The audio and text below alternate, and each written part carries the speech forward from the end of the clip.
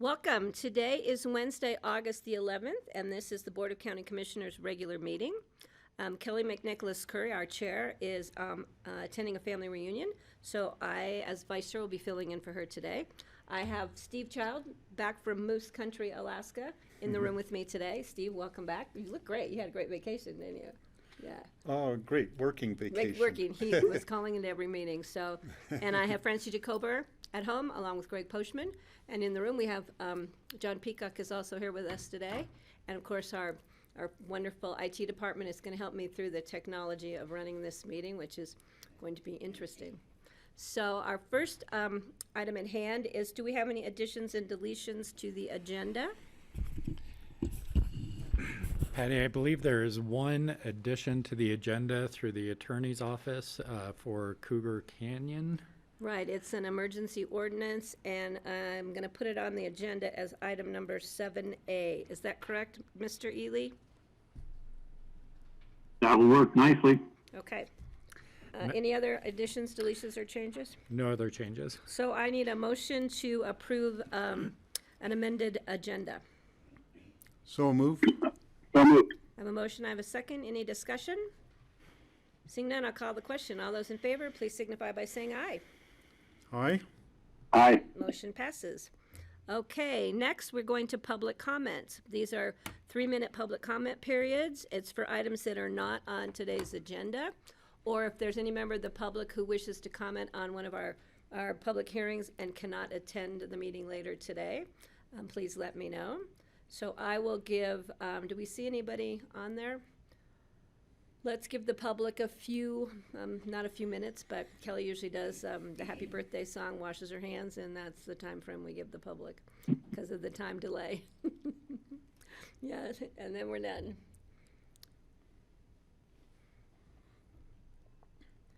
All right, seeing no public who wishes to comment, I'm going to bring it to the board for commissioner comments. I'm going to, Greg, you want to start real quick? Yeah, go ahead. Only just to say that I just moments ago got the press release that Glenwood Canyon is open on Saturday. It's going to be open on Saturday. Just saw that press release. One direction. Which direction, I'm not sure. We'll find out. But that press just went out. I think it's one lane that will be opening up, and I believe it'll be managed in both directions, probably metered, Greg. And yeah, that announcement was made today. So for the traveling public, don't be in a rush to get through Glenwood Canyon. It's going to be time consuming, so you may want to think about spending the weekend at home. So any other commissioners? Steve, please. Well, I'm glad to be back at an in-person meeting. I had a wonderful trip to Alaska, staying at my daughter's 2 different places she owns and doing a lot of work helping her and her husband out, and also doing a lot of county work, attending meetings. I did a little bit of sightseeing and quite a bit of hiking and mountain biking, but it was a refreshing time away from home, and I'm glad to be back. I got to experience the traffic signals at the Narrows up on Independence Pass driving back from the airport. And for those of you who have not driven up over Independence Pass, when you get to the first set of Narrows, there is a traffic light system to limit the traffic to one way in each direction, one way at a time. So you have to wait when the other cars come through. And I think it actually, it seems aggravating when you have to sit there and wait, but I think it is probably speeding up the traffic because people can go pretty quickly through that narrow section when they can just drive down the middle. And so everybody exercise patience when you're up there, and the system's, I think, working pretty well. Thank you. Thanks for the update. Francie, did you have any comments you'd like to make? I do not. Okay. I have one comment. Former Governor Dick Lamb passed away on July 29th at the age of 85. He served 3 terms as governor from 1975 to 1987. And prior to serving as governor, he served in the state legislature. As a legislator, He led the campaign against Denver hosting the 1976 Winter Olympics, his argument being that it would damage the environment. Colorado voters said no to spending state funds to hold those games, and the games were eventually relocated to Innsbruck, Austria. As governor, he defended abortion rights, women's rights, and equal rights. An issue of greatest importance to him was environmental protection, the loss of Colorado's open spaces and countryside rural lands as a result of overdevelopment and never-ending sprawl. So this gentleman was pretty much ahead of his time on a statewide level about growth and growth management. Governor Lamb was known as a kind, humble, and generous man. He was known for speaking his mind, for standing his ground. He was known and will always be known for doing what he truly and genuinely believed was in the best interest of the state of Colorado. The loss of Dick Lamb is a loss for Colorado. He will be missed and never forgotten. So I just wanted to send our thoughts and prayers out to Governor Lamb's family. All right, any further comments from the board? Okay, let's move down to our consent items. Single reading, we have the minutes of July 14th and July 28th. We have ratification of hearing officers' determinations on appeals of assessors 2021 property valuations. We have citizen board appointment and another issue to remedy some terms for our Healthy Rivers and Stream Board.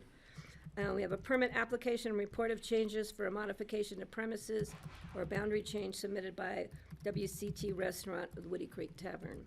Does the board wish to pull any of these items off of the consent agenda? No? I'm going to pull off the Woody Creek item just for comments. So we have items 1, 2, and 3 before us. And we will be appointing to the translator board a new member who will be going into one of the regular positions. And I want to thank Charlotte for clearing that. Bob Plessette will be our new telecommunications advisory board member. So do I have a motion to approve the first 3 items on the consent agenda? I have a motion. So moved. Thank you. Do I have a second? Second. Any further comments? Seeing none, I'll call the question. All those in favor, please signify by saying aye. Aye. Aye. And Aye. Francie has stepped away, so it's a 4-0 vote. I'm pulling off Woody Creek just to clarify the issue. There's the state licensing. Thanks, guys. Thank you for coming in. Thank you for all your hard work with this. All right, thanks, Mick. With the state liquor licensing division, or LED, they have temporarily extended the liquor serving area until December 31st, 2021.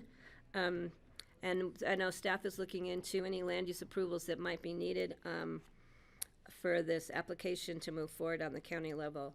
I want to clarify, I've had some contact with people who live in Woody Creek who are concerned about expansion of Woody Creek Tavern seating area, not so much waiting area, but expanding the actual service restaurant area, and I think that'll probably come forward again during the land use process. So that being said, is there a motion to approve this application before us? I'll move to So moved. approve. Okay, I got Second. Steve. Yeah, I got Greg as the motion and Steve as the second. Any further comments on this? Seeing none, I'll call the question. All those in favor, please signify by saying aye. Aye. Aye. Aye. Motion passes 5-0. Thank you. All right, now we are going to individual consideration items. First reading set for public hearings on August the 25th. The first item is an ordinance of the Board of County Commissioners accepting an emergency vehicle access easement agreement between the BOCC Commercial Owners Association, Pickens County Board of County Commissioners for access to Healthy Rivers Whitewater Park. And I think Lisa McDonald is on. If Lisa, you'd like to do a little presentation of this item for us? You bet. Great. Thanks, Patty, and good afternoon, everybody. As Patty mentioned, is in front of you today for discussion. Actually, we talked about it yesterday in the work session, and today in front of you is the ordinance authorizing that emergency vehicle access easement. The easement agreement provides the county access over an approximately 600 square foot piece of property in its common open space owned by the Owners Association at the end of Emma Road. The property is located in the BOCC Commercial Park subdivision, and the owners in that subdivision include Picken County, which owns I think it's called the River Front Center, or we affectionately call it the Stubby's Building, the Real America apartment complex. The town of BOCC owns open space out there, the Harry Teague building, and then the last lot, which is Lot J, which is owned by the Forkfront BOCC LLC. As part of approvals for the construction of the Whitewater Park, the town of BOCC required emergency access from both sides of the river. We currently have an access down there, and with the future development of Lot J, we're going to need to adjust that emergency access road. Currently, the access off of Emma is a straight shot into the river, but with that upcoming development, the road will need to be adjusted to accommodate that building envelope of Lot J. The Owners Association recently voted to approve the easement, and I received a signed copy on Friday. The county will adjust the road according to some civil engineered plans we received from SGM, and we will also provide landscaping to buffer the gravel road view from the property owners of Lot I, which is the Harry Teague building, and Lot J, which will be the new Emma Flats apartment complex. Cost estimates for the construction of the road are approximately $24,000. The River Board has funding and maintains an annual line item budget for maintenance at the Whitewater Park, which can cover those costs. We will do plants and landscaping, and those costs will be determined once we receive all that information. The Whitewater Park can be accessed off of Emma Road at the Mid-Ponderosa Trail entrance, which is owned by the town of BOCC. And we are placing some access and parking signs there on Emma Road to discourage people from parking down in the cul-de-sac. The River Board recommended funding for the modifications, and now the easement is in front of the commissioners today via an ordinance for approval. Approval today at first reading and set for second reading on August 25th. So, Thank you. that's what I have. Thanks, Lisa. Any comments or questions from the board? Steve, please. So Lisa, since the owner of that lot is building their building right in the middle of the existing easement, shouldn't they be the ones to pay the full cost of rerouting it around their new building? The easement is off of their property. I don't know if you've driven down there recently or where, but the cul-de-sac is the paved round cul-de-sac down there, and their building goes into that section, not into the gravel road portion, which is common open space property, or the common association property. Okay. Greg, please. Yeah, hi Lisa, thank you. Regarding parking for public access, I've always thought that access from that side is so much easier and open and more elegant than crawling down off River Road, Right. down the steep bank. And I'm just wondering how practical will it be if they have public access, and where does that trail, I can't recall if that trail comes right off near the cul-de-sac beyond Teague's building, or does the public trail come all the way down from the Saltway by the bridge? Yeah, it comes down the Saltway by the bridge. It kind of goes behind all of the buildings along the river down there. And Okay. yeah, and now with the building, with Lot J developing that, there's not going to be any parking anyway down there because they'll be out into the center Okay. of that area. How far along are they with their development plans? Are they planning to break ground soon, or do we know where they are and just how committed they are to building there? I just think it's a lost opportunity. In my mind, that would be a great open space park access to the river. Right. I know they are, last I knew they were they had presented to the Salt P&Z, I think maybe on their second time going there. I'm not sure their schedule in front of the SALT trustees. Got it. Okay. Thanks. Sounds like that course has left. That ship has sailed, I guess I should say. Yeah. Any other comments from the board? Do we have a motion? Move to approve. Second? Right, I have a motion and I have a second. I'm going to call the question. All those in favor, please signify by saying aye. Aye. Motion passes Aye. 5-0. Thank you, Lisa. We'll see you on the 25th, Thank you. if We'll not see you guys on sooner. the 25th. Yeah. Thank you. Moving along, our next item is a resolution of the Board of County Commissioners approving an intergovernmental agreement between the Board of County Commissioners of Pitkin and Eagle, Pickle County. I just changed the name.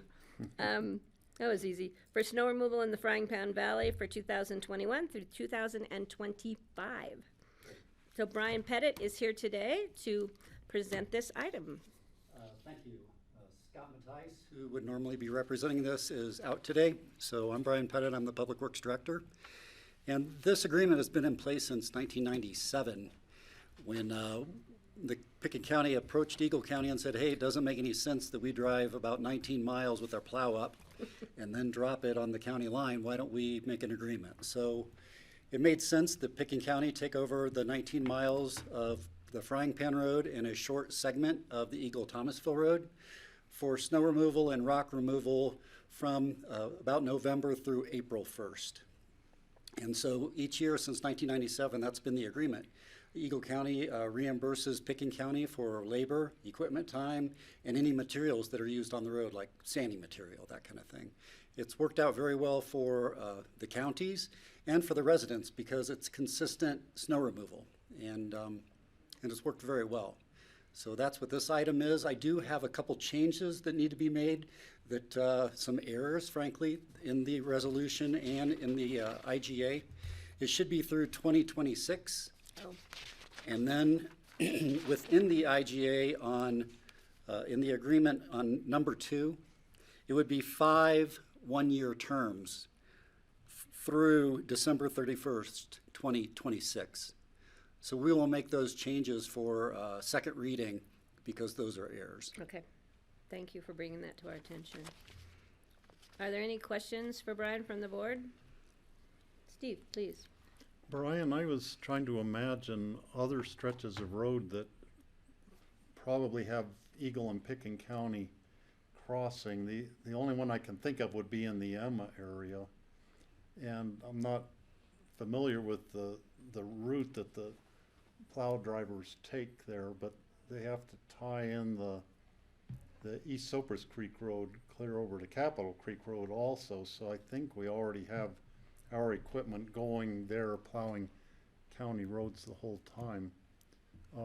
But is there any place there that it kind of crosses county lines between Eagle and Pitkin, or is it pretty much all in Pitkin till you go down the hooks after Happy Day Ranch, do that sharp corner? Yeah, that's the only spot where it transfers right after Happy Day in the 90-degree corner. Then it goes into Eagle County. We do have this condition in Garfield County with Prince Creek Road and then the Thompson Creek Road.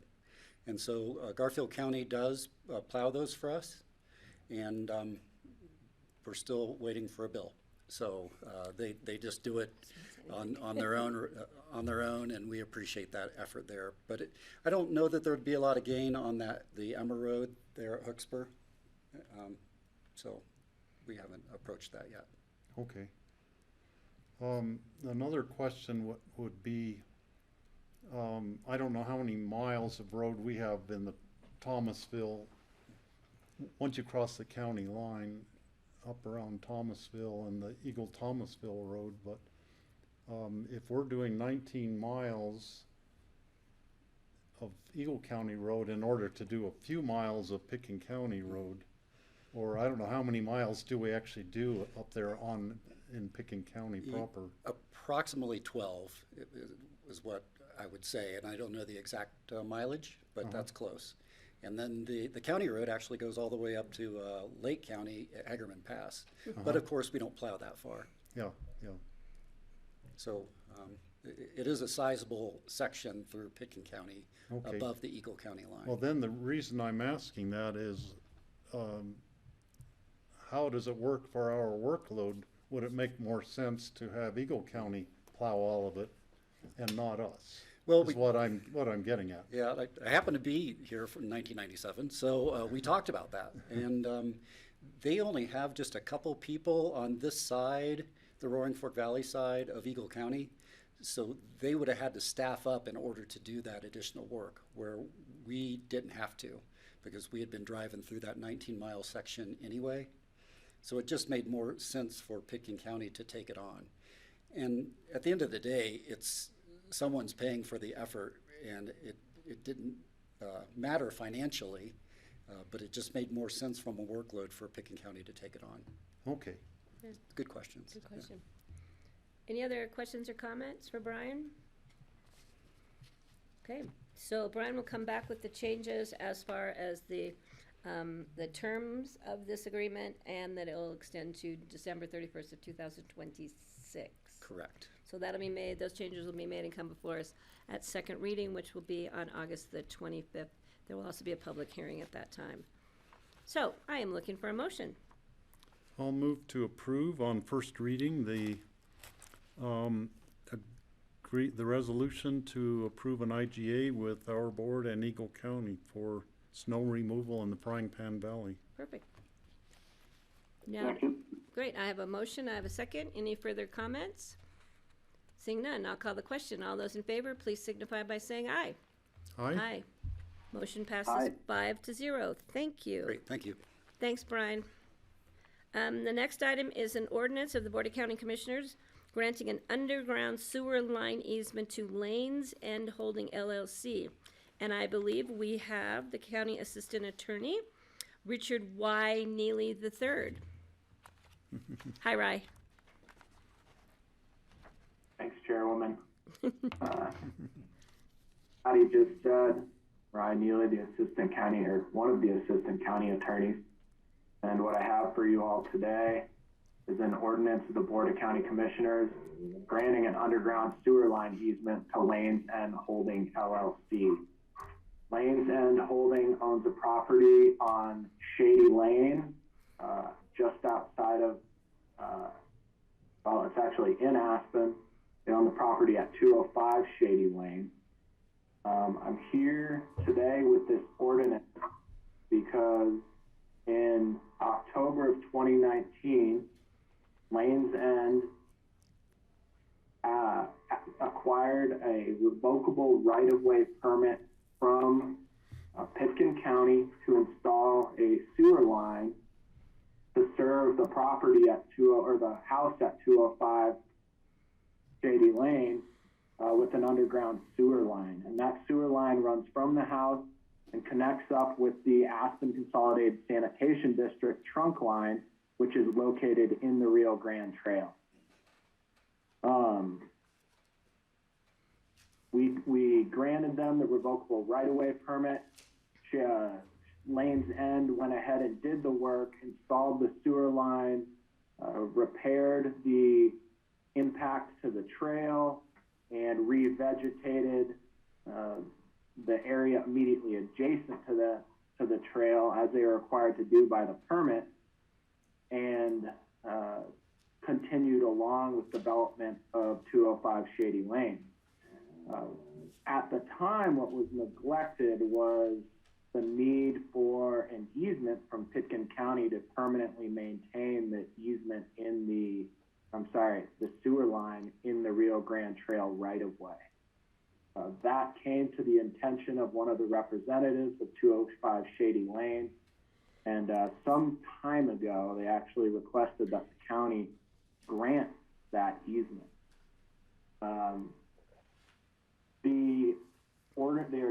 The easement that is in front of the board today grants Lanes End Holding and its successors an underground sewer line easement for that line that's already been installed. The easement itself requires Lanes End to maintain the sewer line in good order and mitigate and repair any impacts that may result from the location of the line in the Rio Grande Trail. The easement also requires Lanes End to relocate the sewer line in the event that the trail is ultimately used for some other purpose other than trail use. And the majority of the easements from the county to the various property owners along Shady Lane and other areas of the Rio Grande Trail do include a provision that in the event the trail is ever used as part of a mass transit corridor, that those property owners need to agree to relocate the line so that that can happen. Obviously, there's no future plans to do that right now, but the agreement does contemplate that in the event that becomes necessary in the future. Okay, Patty? yes. Is that Greg? Roy, just could you explain what you just said? Are they compelled to move their lines, or they have to agree to move their lines if any transit? Sorry, I wasn't clear about that, Greg. The easement agreement, in the easement agreement, they are currently agreeing that they shall move the lines in the future if it becomes necessary. I wasn't very articulate on that. So the agreement requires that they relocate the sewer line at their own expense from the right-of-way should it become necessary in the future. And frankly, I have no idea if something, a mass transit corridor was established through there, whether it would require relocation. That would be a massive project involving the Consolidated Sanitation District as they relocate their main trunk line, I would assume. Just the next question would be who makes the call and compels them to do it? Say we, mass transit meaning probably something very heavy, like a train going through, or it wouldn't just be a lot of e-bikers, for instance. when does it become mass transit? But who makes that call? Does RAFTA make that call, or does someone else?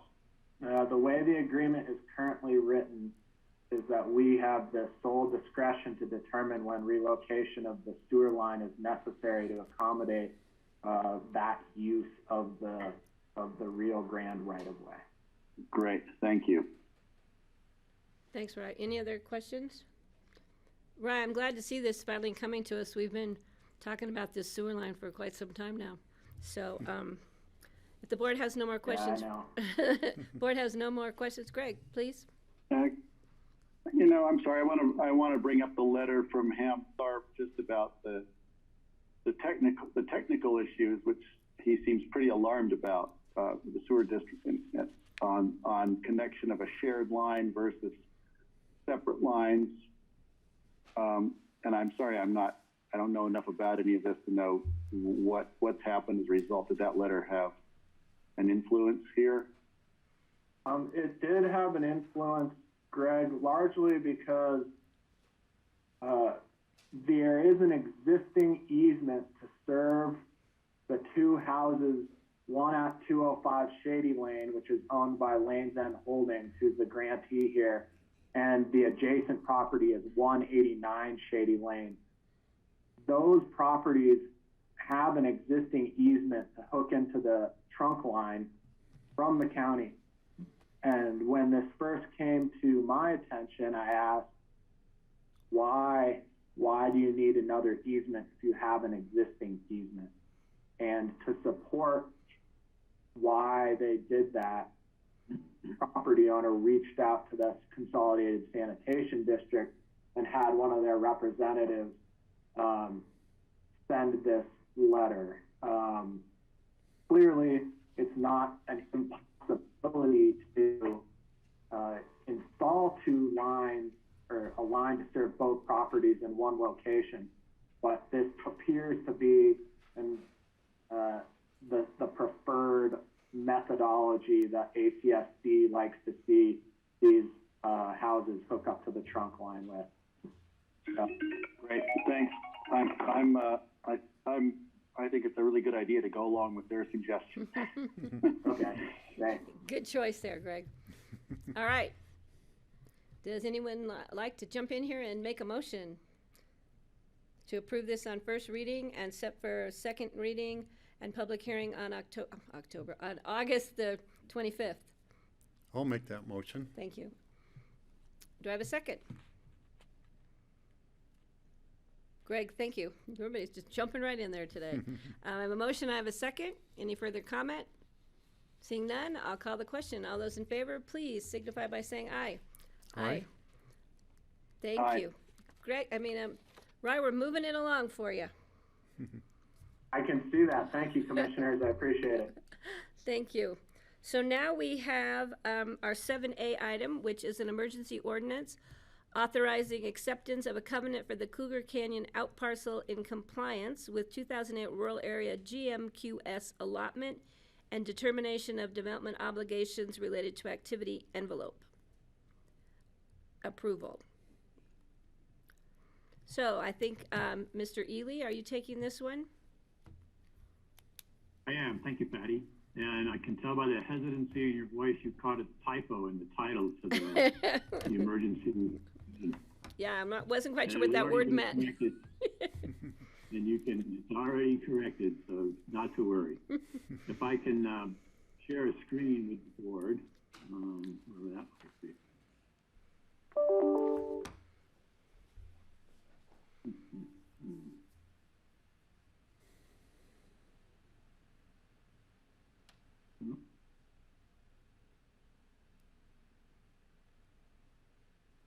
Oh, that's strange.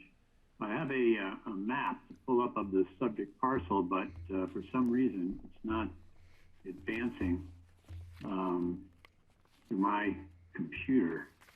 Let's see if I try one more thing here.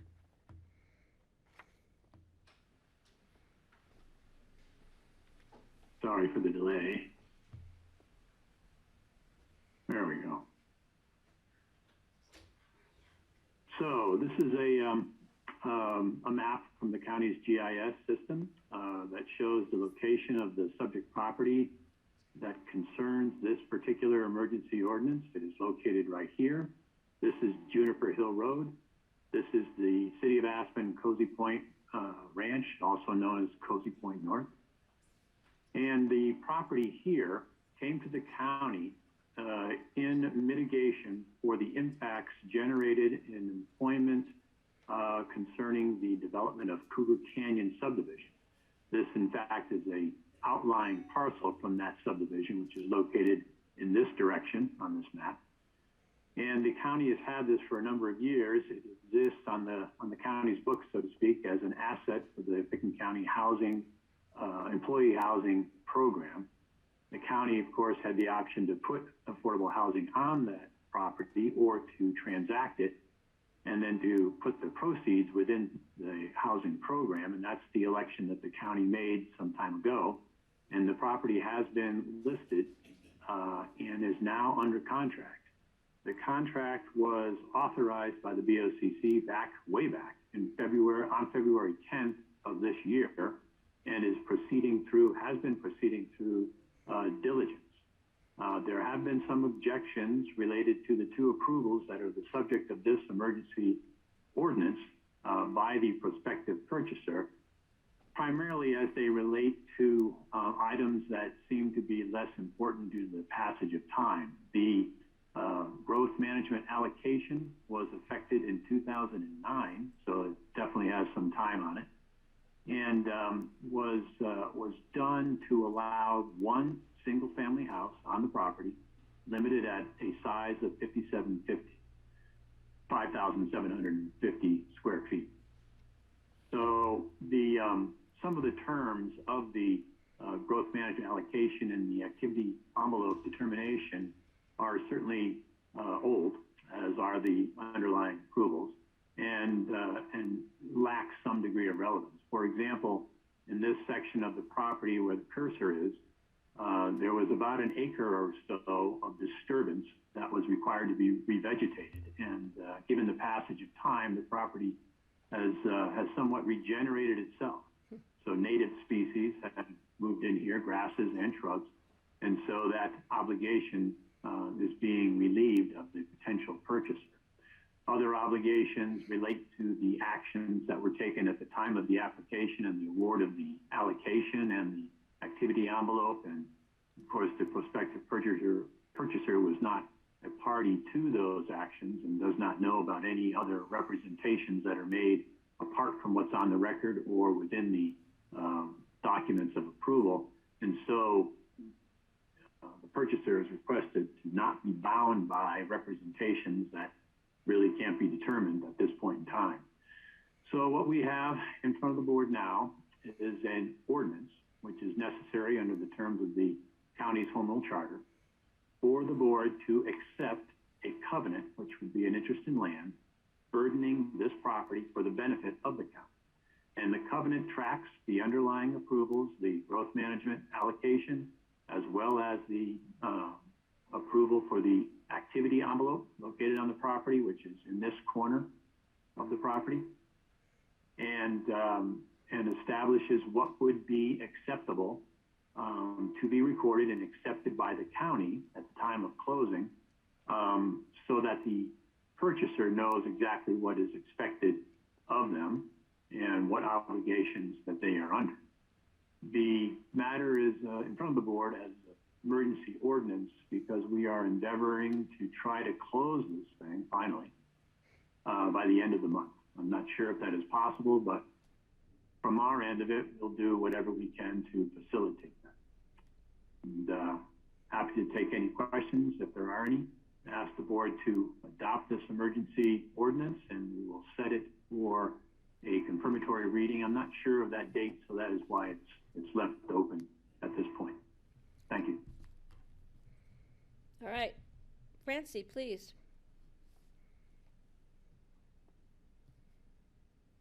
This is a very menial question, but, and you may have explained this, John, I'm sorry if I missed it. What is the dotted blue line that goes from the Juniper Hill Drive up? Yeah, that. This is an intermittent stream. In this part of the property, it's in a somewhat of a draw that is visible from Highway 82 as you drive up or down the valley.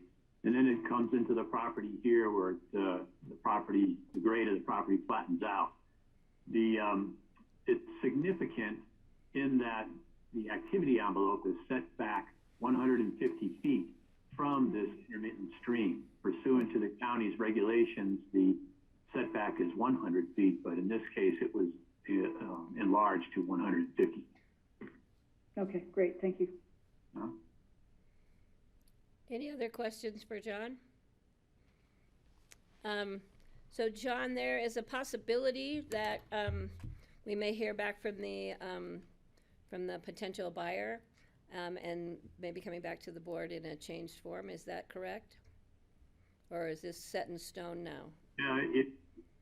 Well, this is an action for the board to approve a covenant to be accepted by the board that is in substantially the form that is attached to the ordinance. If the form changes at all in any manner, then that would be brought back to the board for the board's acceptance or rejection. Okay.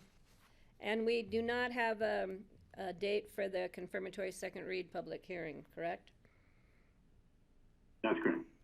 And we're okay with not having a date certain? We'll just... Yes, we don't need to declare it at the time that the emergency ordinance is adopted. We simply have to have it in a reasonable amount of time. And the only reason is it not being declared now is I'm not quite sure how quickly it can get posted into the paper. If it's here in next week's edition, or it would have to be the week after that. Okay. So the confirmatory reading will be at the next regular meeting of the board or the regular meeting following that. Okay, great. Thanks for the clarification. So if there's no more questions for John, and I'm not getting my $1 million, so we can move it along. Do we have a motion? I'll make the motion. Thank you. Do I have a second? Sure. Second? I have a motion, a second.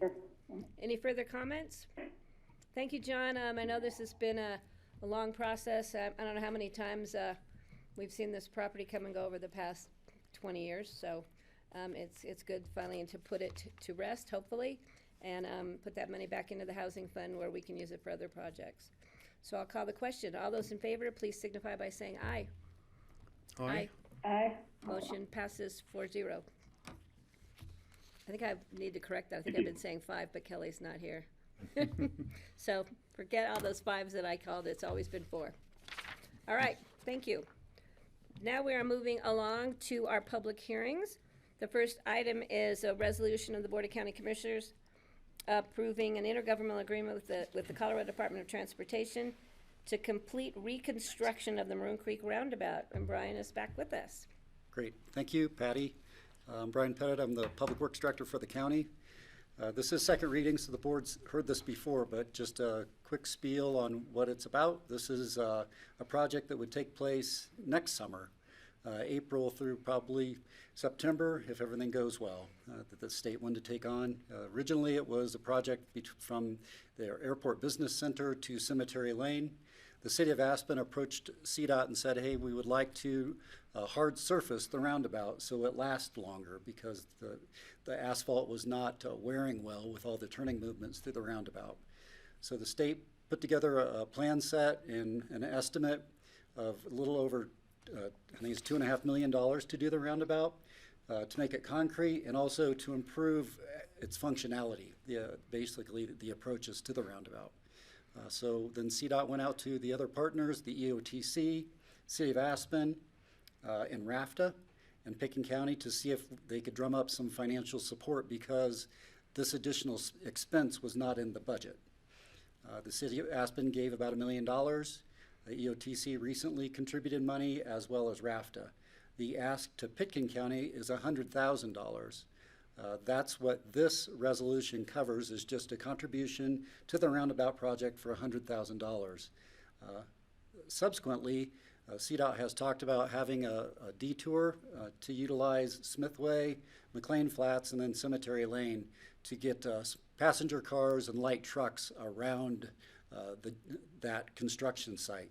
Heavy trucks, buses, and anything large would stay on Highway 82.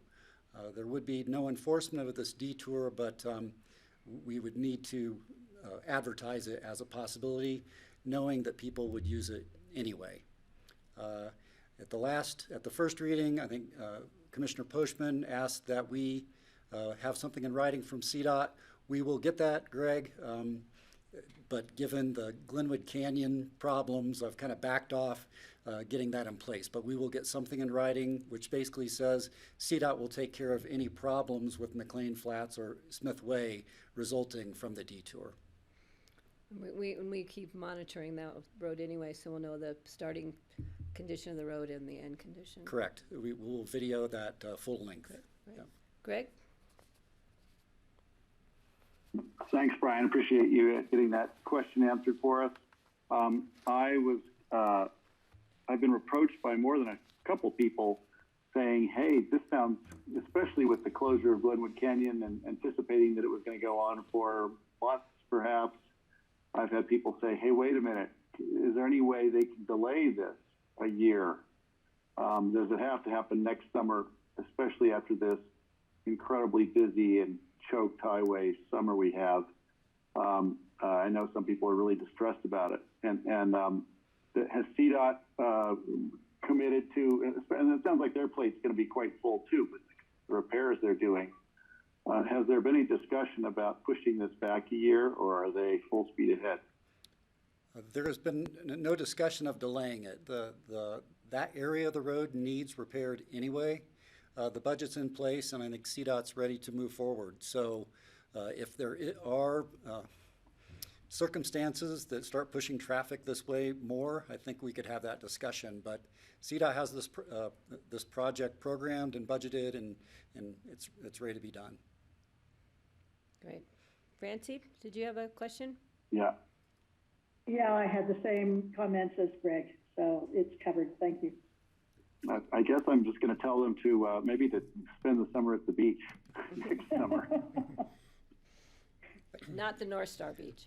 I will add that CDOT is trying to do as much work at night just to mitigate the impacts to traffic. So they are taking other measures to try to keep traffic flowing in and out of town and at least have 2 lanes open going both ways. 1 lane open going both ways, sorry. Steve? So, Yeah, I wanted to bring up, anything they do is gonna be, I wanted to bring up the same concern. My concern with Glenwood Canyon would be if next summer there are torrential rains in the Grizzly Creek fire area and there are more mudslides next summer that close I-70 right during the construction of the roundabout, then we would get a big surge of traffic diverting up this way to go over Independence Pass. The wise thing I think to do would, at that point, would be to temporarily halt the construction and just try to manage the traffic, let everybody go through the construction zone without construction going on, just to manage the traffic that way in the event that I-70 is closed during that 4-month period. I don't think that's in the document the way it's written, but I think that's a practical thing that I think CDOT maybe would, well, I don't know if they're actually doing the work or if it's a contractor doing the work for them. But could that be written into the contract at this point or suggested? Yeah, so there is not a contract, there'll be a contractor to do the work, and that contract has not been written yet. It has not, this project has not been bid out, but I'll bring these issues up to CDOT. I'm sure they're aware of the amount of traffic. Well, I know they're aware of the amount of traffic coming this way because of Glenwood Canyon. And there could be a contingency put in the contract that says in times of Glenwood Canyon being closed, that there could be mitigating construction activity to allow traffic to flow. So I'll talk to CDOT about these issues. I'm sure they're aware of them anyway. Okay. Then I also was going to bring up the idea of nighttime construction.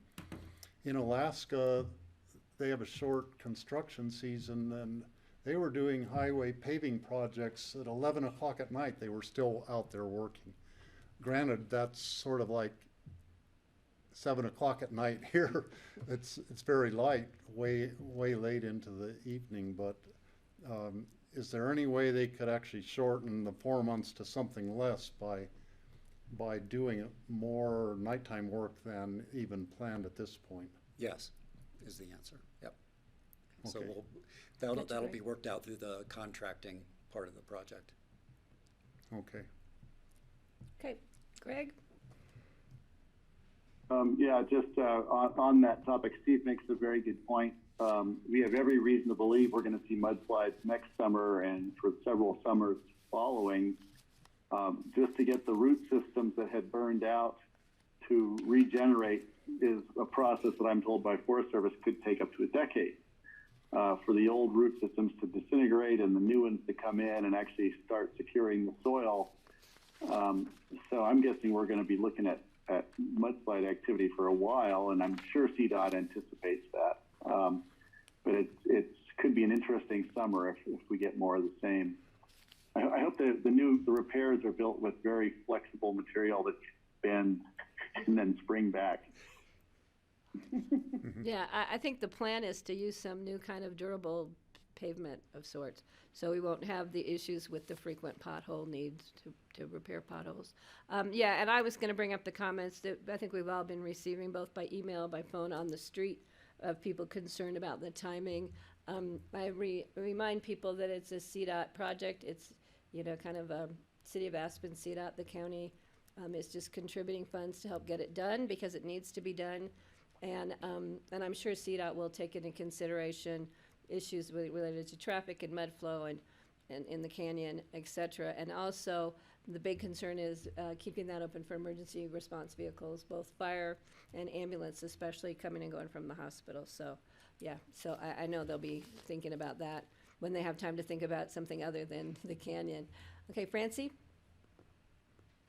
I'd like to make a move to approve the intergovernmental agreement with CDOT at Lone Creek Roundabout. Okay, this is a public hearing, so why don't I get a motion and then I'll open the public hearing. Oh. I mean, I got a second for that, and we can. I'll second it. I'll second that. Okay, I've got a second. I am going to open this for a public hearing. Are there any members of the public wishing to comment on this item on our agenda?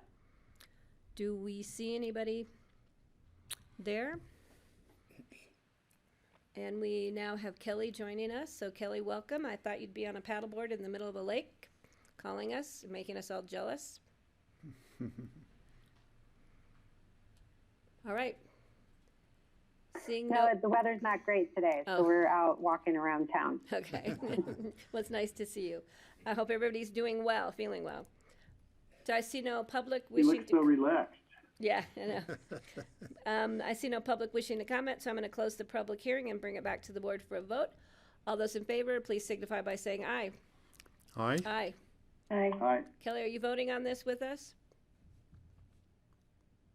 No, I came in towards the end of the conversation, Okay. so I will continue to abstain from this one. That's a 4-0. I'll make sure I get the numbers right this time. The next item on our agenda is a public hearing and second reading of the Redstone Ranch Acres ballot question. I have Brian and Laura. Great. I'll introduce this item again. Again, this is second reading, so I'll keep it brief. But Redstone Ranch Acres is a road general improvement district that was put in place in 1982. When the roads were constructed there, they were deemed public by the developer, but the county never accepted them for maintenance. So as time went on, the association there, the people that lived there, decided to form a general improvement district for the purposes of road maintenance. Over time, over the last, since I've been here, they have towed the line, had the maintenance done, but at a very minimal level. This year was an exception where they basically went in debt to take care of basic road maintenance, snow removal primarily. This has been coming a while where they needed to increase their mill levy in order to take care of their roads more adequately, not only for maintenance, but also for minor capital improvement needs. Staff met with Redstone Ranch Acres residents, or just over 50 residents at a virtual meeting. We had 20 people attend, and we talked about what mill levy would work for them. We batted around a few different ideas, upwards of 19 mills down to 12, and we kind of rested in the middle at 15 mills, which would generate an additional $20,000 a year for the general improvement district, again for the purposes of maintenance and capital improvement of the roads. Hopefully they could save a little bit for any emergency that might happen in the future. We recently sent an email last week to that mailing list that we developed, letting them know that this was in front of the Board of County Commissioners and that the ballot issue would appear on the November ballot for them. I had a few responses, questions, and there will be some opposition from residents there, I assume, during that election. But given that, from a county staff standpoint, we will write a pro statement for the ballot. I think this the general improvement district needs this money to adequately take care of their roads. So that's what this resolution would do today, is to put the ballot question in front of them. Thanks, Brian. Laura, did you have anything to add? No. Thank you. Does the board have any questions for Brian? Francie? No, I just want to reassure Brian that I'm actually not going to say anything this time. Well, Brian, I think it needs to be noted that if this measure fails on the ballot, only the people who own property in that acres ranch area get to vote on this. But if it fails, I think it's going to come to a point where the county is going to have to make a decision if we can continue to bail them out for their needs, or if they're going to have to, reland themselves. So their total amount will be an additional $20,000. So about $30,000 total will be collected, which would be very helpful for their issues they have. I know they were recently affected by mud. They have a culvert there, culvert bridge, that really needs some capital improvements. So, and I know that the board might want to make some effort to educate the residents, the voters, on the need to pass this, because it's really critical to their access to their homes. So I think it's a very critical issue. So this is a public hearing. Do I have any members of the public who wish to comment on this item? This is the second reading, and this, if approved, will move forward to the ballot in November 2021. I'm getting coached. Okay. Again, we have a quiet public today. So, seeing no members of the public wishing to comment, I'm going to close the public hearing and bring it back to the Board of Commissioners. Steve, please. Well, to reiterate kind of what you said, Patty, I feel very good about approving putting this on the ballot. The really important vote is the one that the residents there will take. They're the ones that actually will decide if they're going to collect and spend this money. So it really puts the ball in their ballpark to, to take it from here. We're giving them the opportunity to do it by putting it on the ballot. Yep. And I think we're doing the right thing, putting it on the ballot in this form and this amount. Yeah, I agree. Any other board members wishing to comment? Okay, do I have a motion to approve this? I'd move to approve putting the Redstone Ranch Acres ballot question on the ballot. Do I have a second? I will second. Thank you, Kelly. So I have a motion, I have a second. Any further comment? Seeing none, I'll call the question. All those in favor, please signify by saying aye. Aye?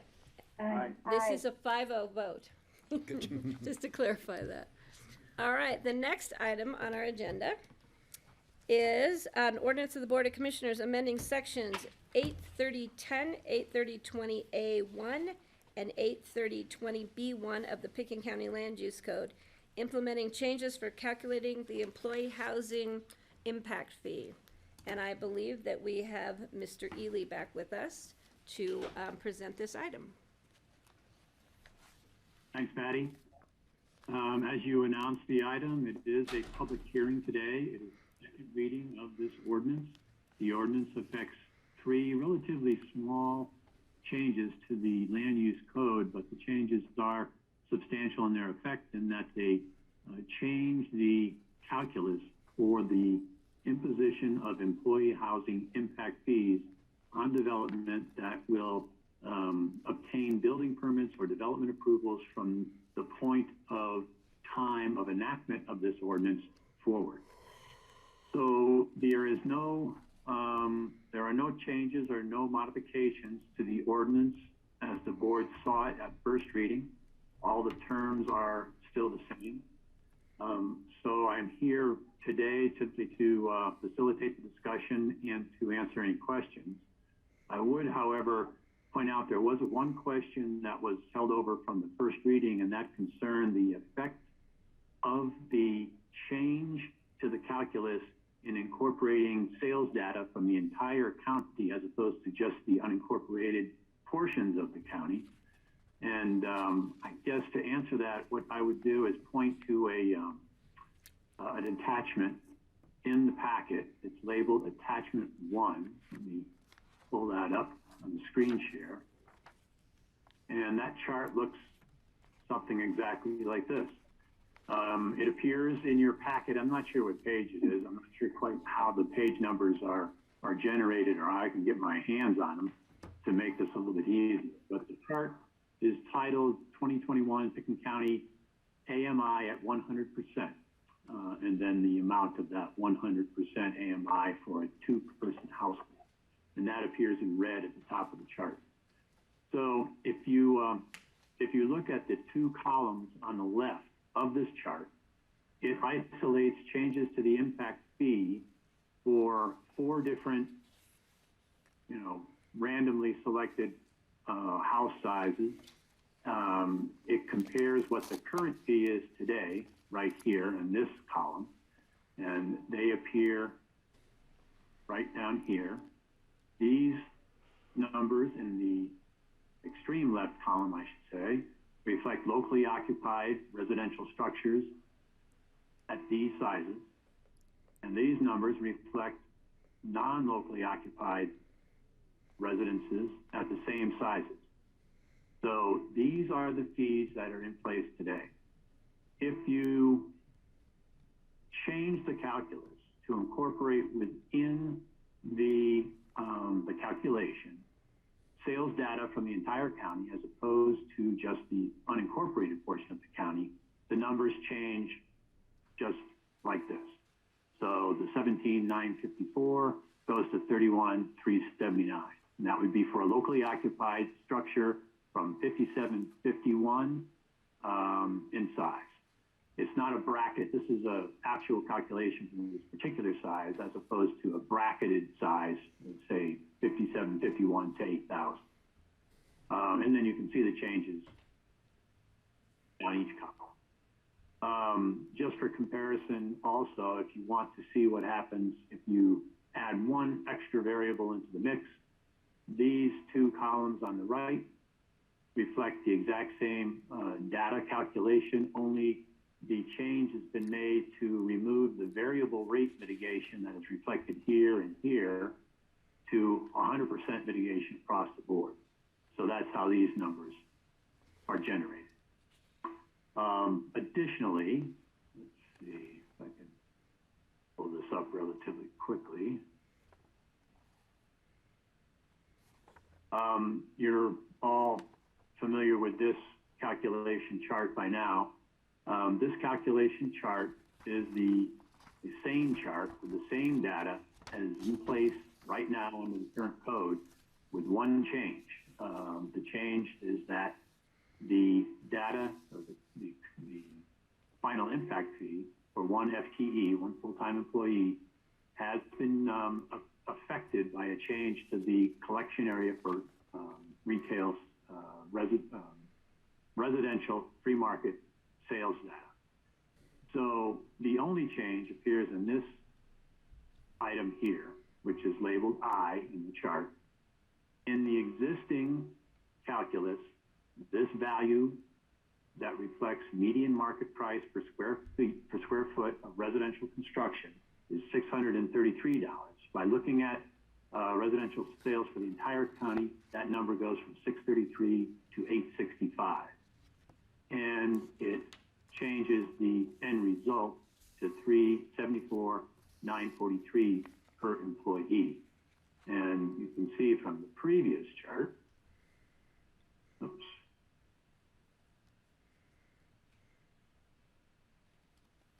Try to be an easier way to flip screens. The change is here. So looking at sales data from unincorporated Pickton County, this is the impact fee for one FTE. All county sales data, this is the impact fee per one FTE. So, are there any other questions? I'd be happy to help walk through them. Thank you. Steve, please. John, there's only one part in the resolution that, or I guess it's an ordinance, that I don't understand, and it's on page 408 in the packet. So it's in the actual ordinance on item number 10 in the recitals. So this is the paragraph that is explaining the P&Z board recommendations to us. And right down at the bottom, there's something that has me totally confused, where it said, the commission also considered that the fee should not increase too much at once, and that the ability to further increase the percentage of mitigation exists into the future. As a result of their discussion, the commission recommended that the required mitigation increase to a level from 100% of the calculated fee to 80% of the calculated fee. And that's a new thing to me that I don't think I caught that before. So it's right at the very bottom of page 408 in the packet. I'm with you, Steve. I guess that entire paragraph 10 is somewhat complex just because it reflects the conversations and debate that the P&Z had. So first of all, the P&Z rendered a recommendation to the BOCC on a 5-0 vote on all items being considered. And the first two that they considered were the area of sales data and the level of area median income to be utilized in the calculation.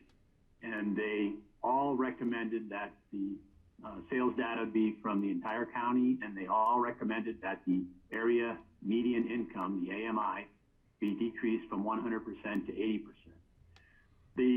The largest amount of discussion was on the third item, and that is whether or not to retain any mitigation against the fee that is calculated pursuant to the formula that is enacted in the land use code.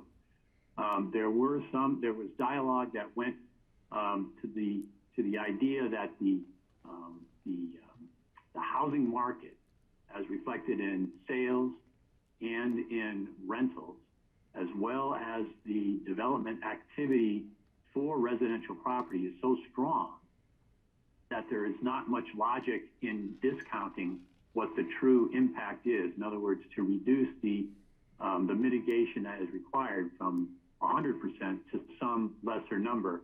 For example, now in the code, it goes as low as 60%.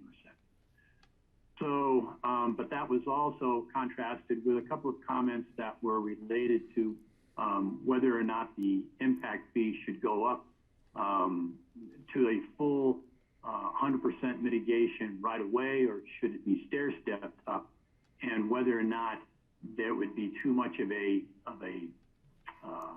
drastic change on the real estate economy to happen all at once. So the commission decided to pass on a recommendation that they all could agree on. And what that recommendation is that, well, certainly there should be no mitigation as low as 60% right off the bat. The commission agreed that the rate of mitigation should be somewhere between 100% and 80%.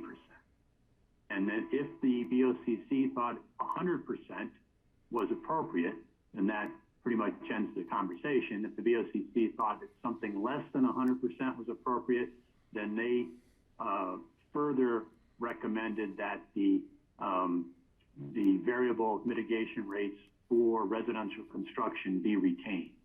So that would see the 60% rate go to 80, and the 80% rate stay the same, and the 100% rate stay where it is, or something else that the board would deem appropriate between that 100 and 80% range. So that's the recommendation of the P&Z. I would say the majority of its members thought that 100% was fine, but the body as a whole was looking for a consensus that they could agree on, and that's why this recommendation is what it is.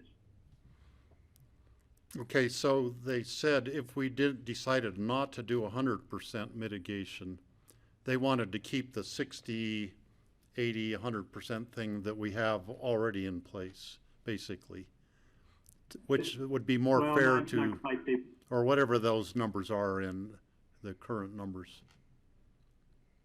Right, except that they thought that 60% mitigation is simply far too low, and that the lowest mitigation rate should be no less than 80%. So then,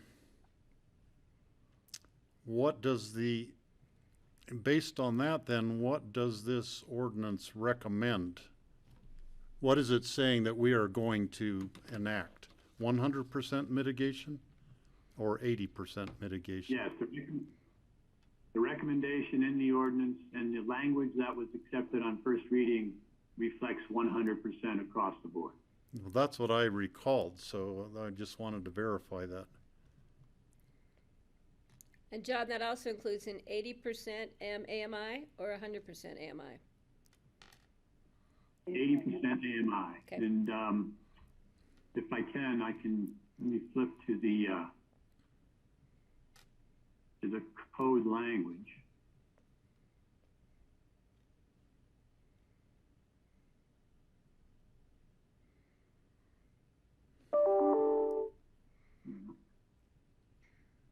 Sorry about that.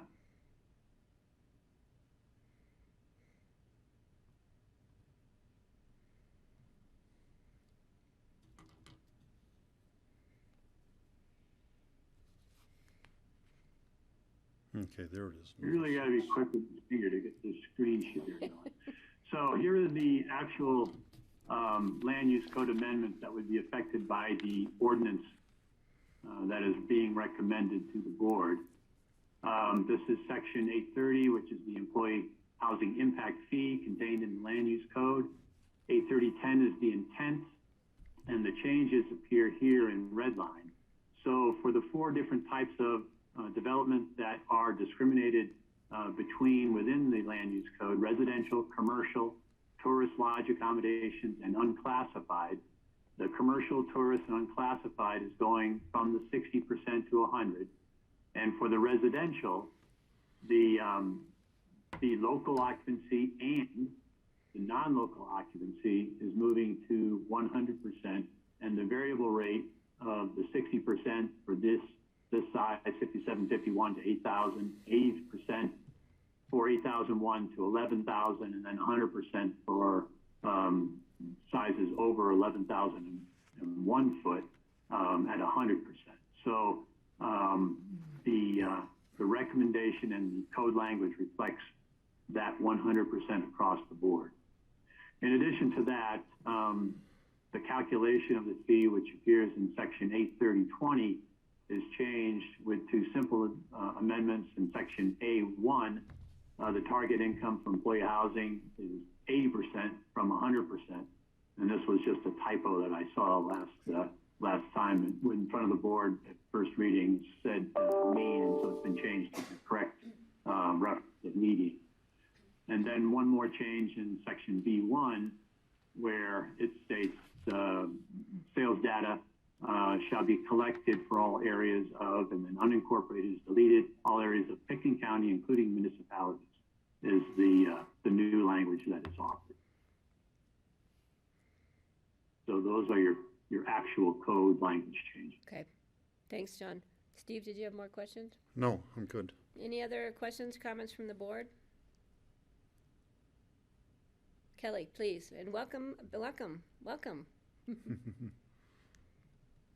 Thank you. I'm pleased to join you guys for this conversation. Can you guys hear me okay? Yes, we Can can. you see me okay? I just want to make sure. And I'm in a car. We're not moving, but just making sure that the connection is good. I just wanted to address a concern also that I heard from Greg at the last meeting that caused me to think a bit.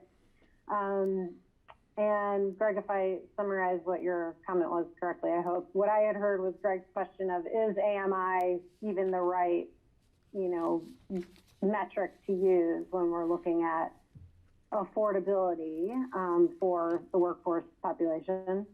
And, I kind of researched that a little bit further, and something that I found was another option to use is called earned income rather than area median income. And I'm not sure using earned income would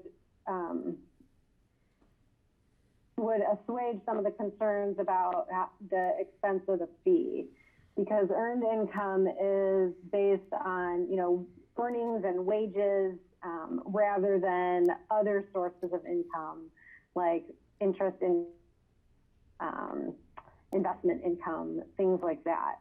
And so in the case of if we were to use earned income rather than AMI in this calculation, it probably would drive affordability down even further and increase the rates for the fee even higher.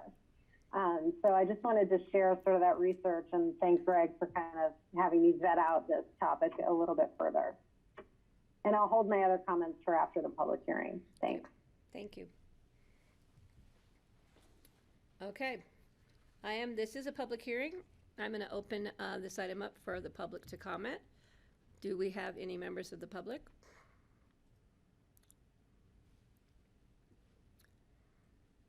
I'm still not seeing anyone. I'm finding it interesting. John, have you received any comments or phone calls, or? I don't think so. I haven't. I just tested it, but it is working. No, I mean just in general. Yeah. I'm surprised that we haven't. No, I have not. Yeah, I'm surprised that we haven't heard from the general public, the development public, the real estate public. Yeah. Okay, we're still open for public comment on this item. I'll give it a few more seconds. Wash my hands, sing happy birthday.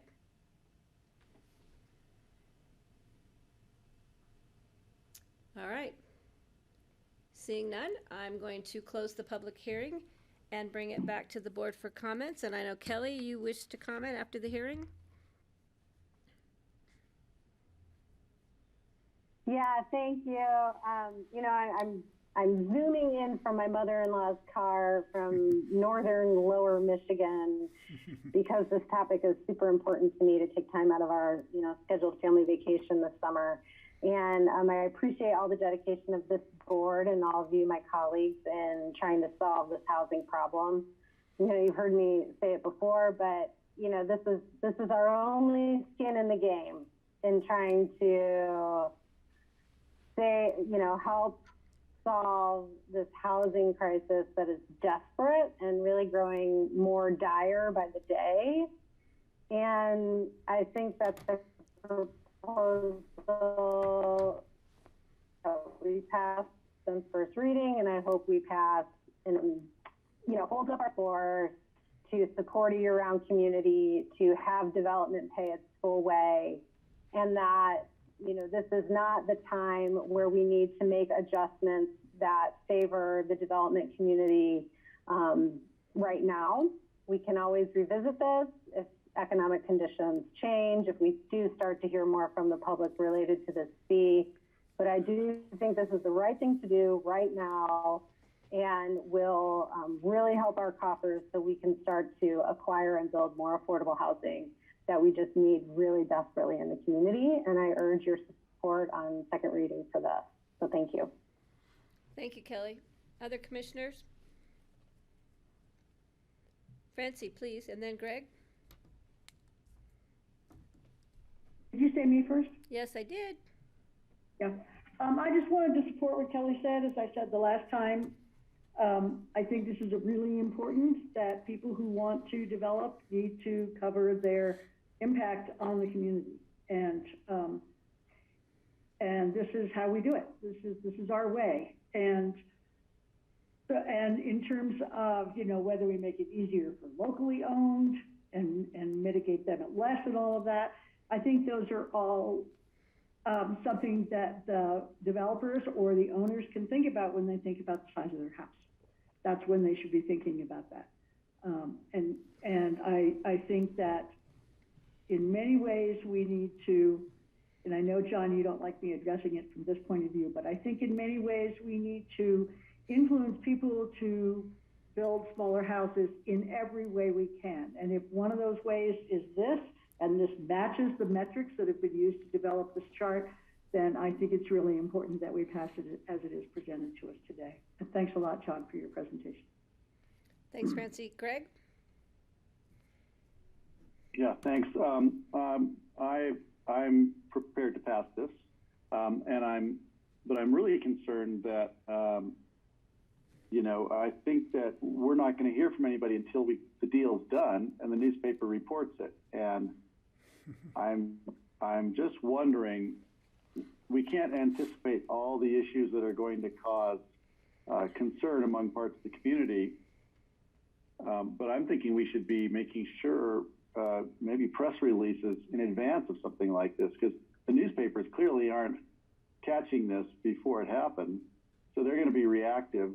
And then, of course, the development community will be reactive also. And it'll be interesting to see who comes out of the woodwork with a comment on this that could be helpful or could have been more helpful during our deliberation. I think this makes sense. I agree with Francie. I agree with Kelly. But I also know that we're going to see some fallout, and I'm not sure where it's going to come from or what the substance of it will be. I'm just thinking, boy, it would be great to have had that input before we make this call. But that's not what's happening today, and I'm sorry about that, but I'm prepared to move forward. And you already made your motion. I guess we have a second. No, we don't. have a motion. We don't have a motion. We're still doing just commissioner comments. Steve, please. Okay. Greg, are you finished, or would you like to? Okay. Yeah, I'm done. Thank you. Steve? I'd like to go a little bit into explaining some of the rationales that have gone on in my mind. One is that this only applies to houses at 57, 51 square feet and above. It doesn't apply to any houses at 57, 50 square feet and below. Will not have to pay the impact fee. The average house size in Pickens County is around somewhere in the order of 3,500 square feet. So these fees that are being charged are only for houses that are way above the average house size in Pickens County. This isn't going to affect the average person whatsoever, the average person who has a more modest house. This also reflects that a locally occupied house will pay less of an impact fee than a non-locally occupied house. And in my mind, that rationale is that a locally occupied house, they're not going to be having so many employees coming in to maintain the house, to do the yard work, the maintenance of the pool or the hot tub, or whatever various things. They're not going to be hiring a housekeeper to come in so much to clean the house. So there's less demand for employees to maintain a house that is locally occupied versus one that is a second home. So that explains some of the differences where a locally occupied house is going to pay considerably less than the non-locally occupied ones. And also this is only applying to those houses much larger than the average house size in Pickens County, which are being built by more wealthy people who can afford these kind of fees. So I don't have any qualms at all about going for 100% mitigation. I'll also point out that the county is pursuing another avenue of trying to raise money for affordable housing, and that is through a change in the state legislation where we could enact a real estate transfer tax for sales of real estate in Pickens County. We are not enabled to do this by state legislation right now. We are attempting to go through the state legislative process and get this changed, but for now, like Kelly said, this is our only skin in the game, our way we can raise money to address the really urgent need we have for affordable housing in our community. So I feel good about passing these increases, just as the Planning and Zoning Board recommended 5-0 that we adopt this.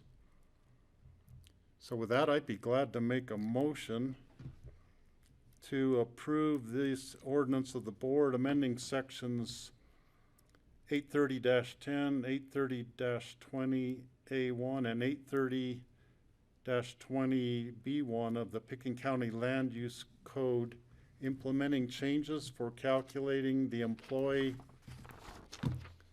housing impact fee.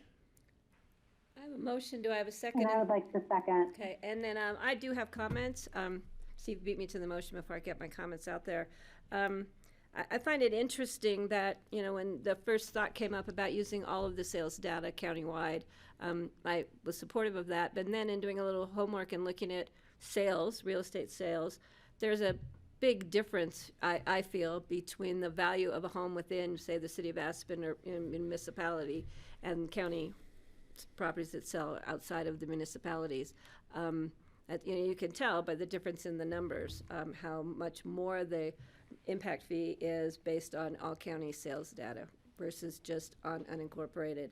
So that is a little concerning to me. I'm glad Steve pointed out that house that's built at 5750 square feet and lower, it does not pay this fee, and that we based a lot of these numbers on a very extensive employee generation study that we did, and that's where the curve was to the amount of employees generated by certain square footages. So I'm very supportive of the use of that data from that study. I again have to bring up that I'm going to ask for this again. We need to have a policy discussion on the wisdom of the Board of County Commissioners some years ago. I did not support it. Choosing to only allow new affordable housing within urban growth boundaries, specifically City of Aspen, but also within Snowmass and Basalt. So I think we need to have that discussion. If we're going to be serious about raising money for housing, we need to look at where we're going to put the housing, and putting it within the City of Aspen urban growth boundary is driving up the price of what we can afford, both land and building, for affordable housing units. So we need to have that discussion back to the board. That's critical, I believe. And I'm not sure, John, if it was just a policy that was just a board policy, and how we go back and amend that policy or withdraw it or whatever, but I would like to follow up on that at some point soon. I totally support the 80% AMI. I support the 100% mitigation for all house sizes. I agree with Francie that Kelly, I got you. I agree with Francie that it incentivizes people to build smaller. We're hoping.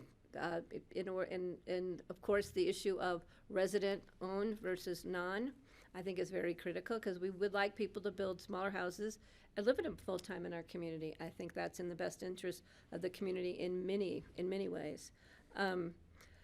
So right now, I'm still kind of wavering between the unincorporated sales data and the all-county sales data, but I'm definitely supportive of moving this on, and definitely supportive of having the discussion about where we think we should be looking to build more affordable housing.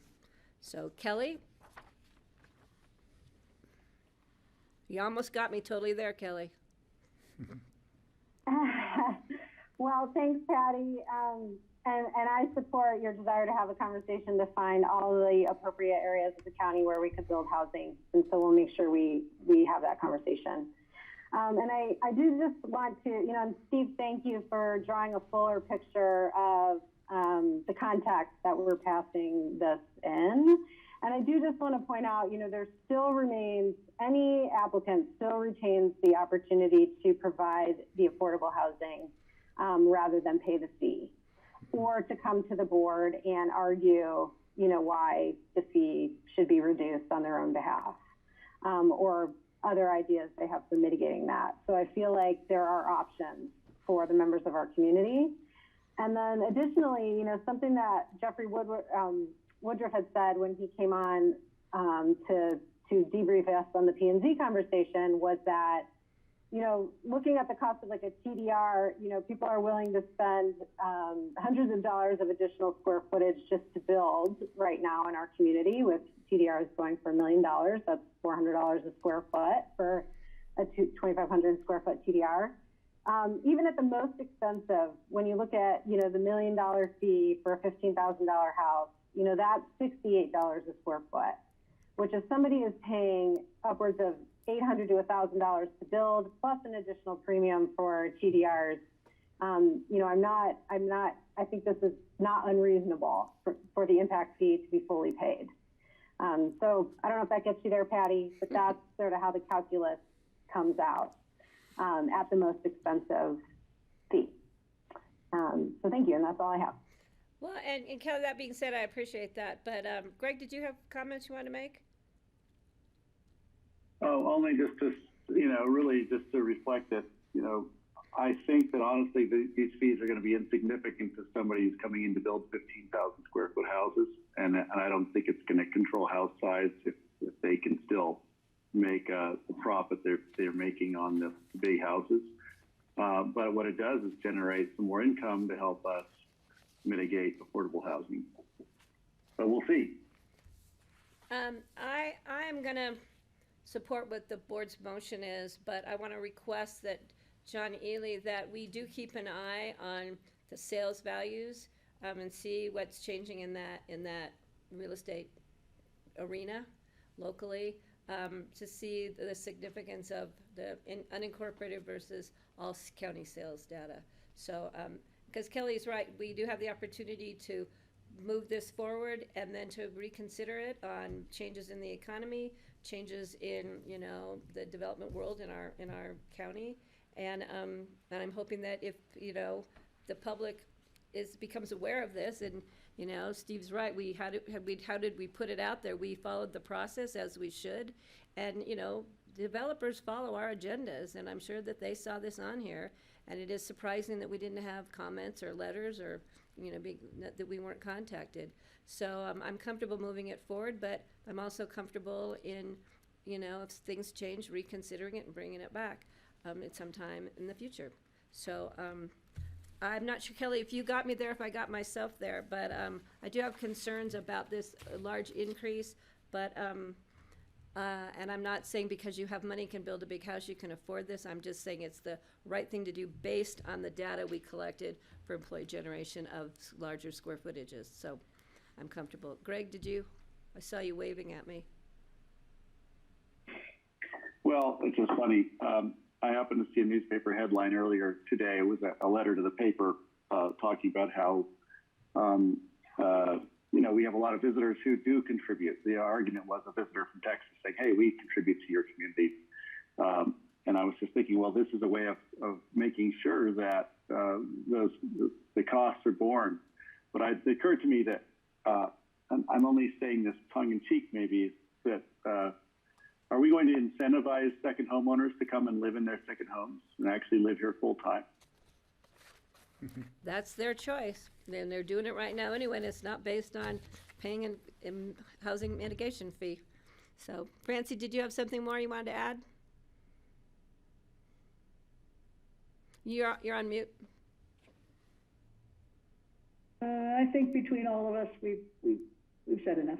Okay. All right, then I'm going to call the question. All those in favor, please signify by saying aye. Aye. Aye. Motion passes Aye. 5-0. Aye, many times aye. You only get one vote, I'm sorry. Thank you all. You can try, though. Okay, our last agenda item before we go to open discussion. I'm going to jump off All right, now, thank folks. you. It's great to see you all. Look forward to being back next week. Be safe Thanks, and Kelly. stay Thank well. you. All right, our next item Okay, is a thanks. resolution Yeah, bye. approving summer budget supplemental request. This is a second reading and a public hearing. Good Welcome. afternoon, everyone. This resolution increases the county's 2021 budget, expenditure budget by $1,074,321, and it is offset by an increase in budgeted revenues of $28,000. That's a net increase of $1,046,321. Normally, we keep our budget resolutions, or we try to just a quarterly basis. We did have a few items coming up, though, that weren't ready, or we didn't have the data fully vetted, or enough information for second quarter, but were timely enough that we felt they should come before the third quarter resolution. So that's why we're bringing back a midsummer request. Most of the items in this resolution have been before the board in work sessions in both June and July, and so the board should be pretty familiar with them. Staff has gone through them pretty thoroughly. The one that did not come in a work session is a grant for the Older Adults CSA program. This is community-supported agriculture, and the Economic Assistance Department has received a contribution from the Aspen Community Foundation for $28,000 to be spent on CSA shares. They've purchased 28 full shares from Two Roots Farm, which has a CSA program, and they're providing the fresh produce to 56 households with older adults. And that's a net zero budget impact. The cost is fully covered by the contribution by Aspen Community Foundation. There's also the request for a new ongoing admin specialist position in the Healthy Rivers and Streams Fund. And Lisa and John had a work session on that, so you should be aware of that and have all of the questions answered at that time. There are two facilities capital projects which need increases. One is the Jail Safety Improvement Project, requesting an increase of $300,000, and then the River Park Center Renovation Project, and that's an increase of $66,668. Then the last increase in this resolution is a mid-year employee wage increase of 5%, and that applies to all county employees except for the Board of County Commissioners. And so those are all of the requests. Are there any questions? Does anybody have any questions for Connie? Connie, thank you for explaining why we're doing a Midsummer's Night's Dream budget supplemental request. We appreciate that. So seeing no questions for the board, this is a public hearing. Francie, did you have a? I do have a question. Okay, I have a quick question. go ahead. So this would include the sheriff's department as well, the raises? Yes, it does. Okay. I have a question about that, but I'll do it at another time. Okay, and the only reason that the board doesn't get them is because we are not allowed by state law to give ourselves raises. Yeah, I know. No, I'm doing that for the public, so the public knows that we're following the Oh, state good. law. And we only get raises when we choose to be reelected or don't get reelected, then we don't get the raise, so. All right, any other questions or concerns? This is a public hearing. I'm gonna open it at this time. Excuse me. Are there any members of the public wishing to speak on this item?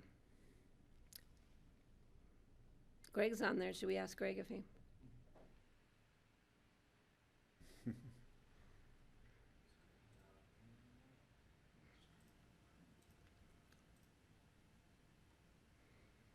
Okay. Greg just got promoted. See, he got promoted, but he didn't get a raise. Seeing no public wishing to comment? Yeah, I'm gonna close the public hearing, bring it back to the board for a motion, please.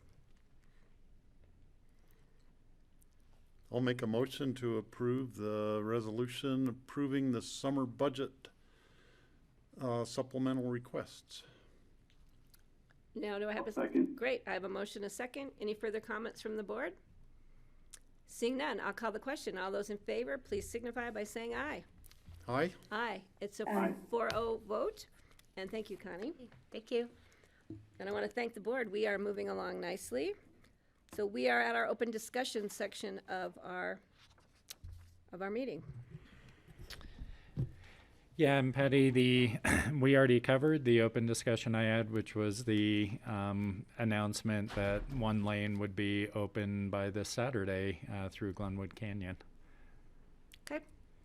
So, John, could you explain that? Is it gonna be one out of the 4 lanes will be open, and then they're gonna do controlled, like, whole bunch of cars in one direction at one time on that? You know, I was looking at the press release, and it does not specify those details. I think it's the lower deck that has the major damage to it right now, so I think it'd be one lane on the upper deck of traffic, and I would imagine that they will be metering that to go both directions. But there are no details in the press release yet. Yeah, and I could see that at some point they'll probably have one lane in each direction open before they get back to the full 2 lanes in each direction. Yeah, I think there's some fairly significant damage to that lower deck area and retaining wall, and we don't have a firm estimate yet, at least through CDOT, on when that will be repaired. John, in the photographs, there was one area where the river actually was dammed up by the debris flow, creating a lake behind that, and then the lake was sort of starting to flood the lower deck there. Do you know if CDOT is doing anything to remove that dam of debris flow, or are they just letting natural forces reopen the channel on that? My understanding is they're really just doing minimal work to redirect the flow so it doesn't undermine the interstate at this point. And the bike path, it's flooded the bike path. And the bike path, yeah. And the bike path was designed or intended to be flooded from time to time during high water. But we don't have details on those plans yet either. I'm curious about that because of if that released all the water at once, it could create a flash flood situation further downstream. Sure. So maybe doing some work with a track hoe or something somehow to get some of that water flowing through there right where they want it to go through might then prevent a major blowout of the debris at some later point in time. Yeah, and I expect that the engineers are looking at all of that in terms of the, being able to maintain the safety and operation of that. But I just don't have any details I can give you right now. Okay. Yeah. Yeah, I think that the river has kind of shifted its course through there, because I was just on the river last weekend, and there's a lot of water. The water was much higher than I thought. It's a lot of very muddy water, but not a lot of debris that we saw. Some eddies full of, burned out logs and stuff. And the hardest part was the dead fish. We're losing a huge, part of our fisheries up there because of lack of oxygen, because the water is so clouded. And it looks like Rich may have some additional information. Hi, Rich. You have some additional information? Hey, how are you, commissioners? I did attend yesterday. John had asked me to attend that Garfield County, Eagle County meeting, and CDOT was reporting. They did say that they tried to channelize through there one time whenever they had gotten through. Sorry about that. My phone's ringing here. They came back the next day. It had already another slide had covered up all the work that they had done. So they said it was just, from CDOT's perspective, it was just bigger than they could handle. So they have turned it over now, having some major engineering work looking at it and seeing what they can do to release it and better channelize it. They thought they could handle it quickly, but were unable to. So they're analyzing it right now. Will they have to bring in the Army Corps? Army Corps of Engineers? I don't know if they mentioned Army Corps or not on that, Patty, but yeah. They're taking a look at it. They are concerned, just like Commissioner Childs said. They're concerned about the water in that area, but it's going to take a bigger effort than they were able to think they could do. Yeah, and I know that they're bringing a lot of the debris up 82 and dropping it along the highway there across from Aspen Glen. And they had a dump truck that tipped, and they had to bring in a crane to right the dump truck. So, yeah, CDOT's just getting hit from all sides. So we're going to have to be, we are being very supportive of CDOT's efforts and want the community to know that we're staying involved and watching the process, trying to manage what we can up here. So thanks for the update, Rich and John. And I just have real quick, Rich, while you're on too, we're going to wish our county manager a happy birthday. This is 2 days, so he's 2 days older than he was on his birthday. And sorry, you guys, when you don't come to meetings, you don't get the cupcakes. Yeah. So we have cupcakes, and when you get to be this old, we celebrate birth weeks anyway. I know. Happy birthday, John. yeah, and he can take the cupcakes with him. Really old. So does the board have You anything? notice that Yeah, go ahead, Greg.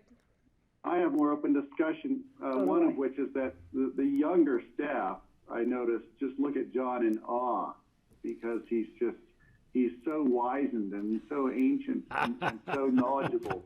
And then I look at him as a pup. It's like, what a precocious pup this guy is. And I just can't believe he's done all he has at this ripe young age. So anyway, it's just kind of fun to reflect on that and look at the looks of shock on the faces of Pitkin County's younger staff who are upstarts and need to be put back in their place.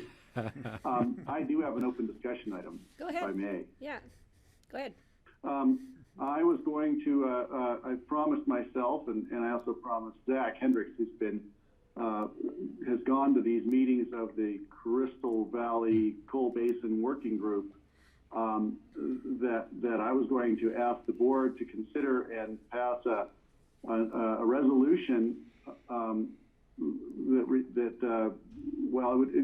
the effect that since we have declared a climate emergency locally, and I've got some verbiage here, and where fugitive methane gas contributes substantially to Pitkin County's greenhouse gas emissions, and that there are a number of former mining operations responsible for these fugitive emissions, we wanted to have a resolution to support projects to mitigate or prevent fugitive methane emissions, however they take form. And there's a working group working on that right now, in particular with Coal Basin and North Thompson area mining. areas. And the concern is that we have the interest and the attention of the Secretary of the Interior, Secretary Holland, and we have the attention and real focused attention of Senator Bennett and Senator Hickenlooper. And I've been told by their staff that it would be very helpful to know that if I go to one of these meetings on behalf of Pitkin County, or Zach does, even as we're trying to explore what could happen, that they understand that the Pitkin County commissioners support this, and it's been proposed that we have a resolution. So my request today would be of my fellow commissioners to support directing staff to draft the resolution so that we could have something to sign and move along fairly soon. When one of the senators or the staff asks us if we're on board, we can say yes. And of course, the commitment doesn't go into a financial details or anything else yet, but we would be a partner with the Forest Service and the BLM, the feds, as well as the community in the crystals to take care of what is really a huge carbon mitigation effort that might even have some energy potential for electrification or for creating using gas that would be methane gas, which is much more of a greenhouse gas than even carbon. To mitigate that, perhaps by flaring it or perhaps by putting it to use generating power. So these are exploratory. We're doing research on this now, but it's a pretty powerful and incredible group of people who are doing it. And I think that it would be very helpful if the county could reaffirm our commitment and express it in some form, whether it's a resolution or some other way. I'm open. That's what was proposed. Okay, so, John, a resolution would be appropriate for this? Whatever form the board thinks is most appropriate, whether it be a resolution or a letter to the senators' offices on behalf of the board. Greg, I don't know if you got a sense of one being more important at this point than the other. Typically, a letter is easier for you guys to put out there, but a resolution, we could do. We have done resolutions in support of issues like this in the past, so either is appropriate. So let me just pull the I would ask that we consider doing both, the resolution and the letter, and let's just do it if we're going to take this seriously, and I really think we should. We pass the resolution, we write the letter, and then they know where we stand. So I'll suggest that, Greg, why don't you draft a letter and a resolution with staff's assistance, I'm sure, and we can bring it back to the board. Actually, I'll be assisting Zach. Okay, Zach does a good job. Yeah, you will be assisting Zach. And we'll bring it back to the board for a board to discuss, and then we can put it on the agenda for the 25th if the board chooses to move forward with the resolution. So, Greg, I'll go ahead and touch base with Cindy, and we can work through it that way and get some language put together. Thank you, John. That's great. Do we need a formal direction here, or is that enough? That's enough. John's nodding Thank over you. there behind his mask with his cupcakes. Yeah, Steve, did you want to comment on this? Because Francie. Yes. Okay. Wait. Go ahead. So I totally agree with this, Greg, and my preference would be if we can, or if the whole project can actually burn the methane to generate electricity, that would be my preference. Flaring it would be better than just letting the methane go into the air, but then the flaring actually is creating more heat just from burning the methane, which is adding more heat to the atmosphere in that fashion. So actually generating electricity while at the same time removing the methane from escaping into the atmosphere gives us a kind of a double whammy. We have a two-edged sword that gives us double the impact, because the electricity we generate can be used for offsetting or eliminating the burning of some natural gas or burning of coal in some other location for generating electricity. So that would be my option if we're able to do that cost effectively, to collect it and then generate electricity. And I remember that there is a 3-phase electric line going up into Coal Basin to the sort of a maintenance building that Mid-Continent had up there. And a 3-phase line would be, I think, the minimum essential for being able to move that electricity to do it in a central location there in Coal Basin. The electric line's already there, probably needs some maintenance and upgrading just to get it back online, but that could be done. Well, it's my understanding that staff, Patty, staff is looking into the different options, working with CLOR, working with other providers, et cetera, to find out. Apparently there's an issue with what might be a fault line up there, and it's not as simple as, you know, just capturing from a working mine. It's an abandoned mine, so there's different issues and costs. So I think staff is looking at, but I think in a letter resolution, we need to leave all options open. Yeah, Patty, if I could, just to let you know, Holy Cross has actually improved and maintained those lines with, you know, anticipation that that line could be usable again someday for some purpose. And so that line has actually already been restored, as I understand it. And yes, it's capable of actually carrying any power that's generated. And yeah, it's a complicated problem.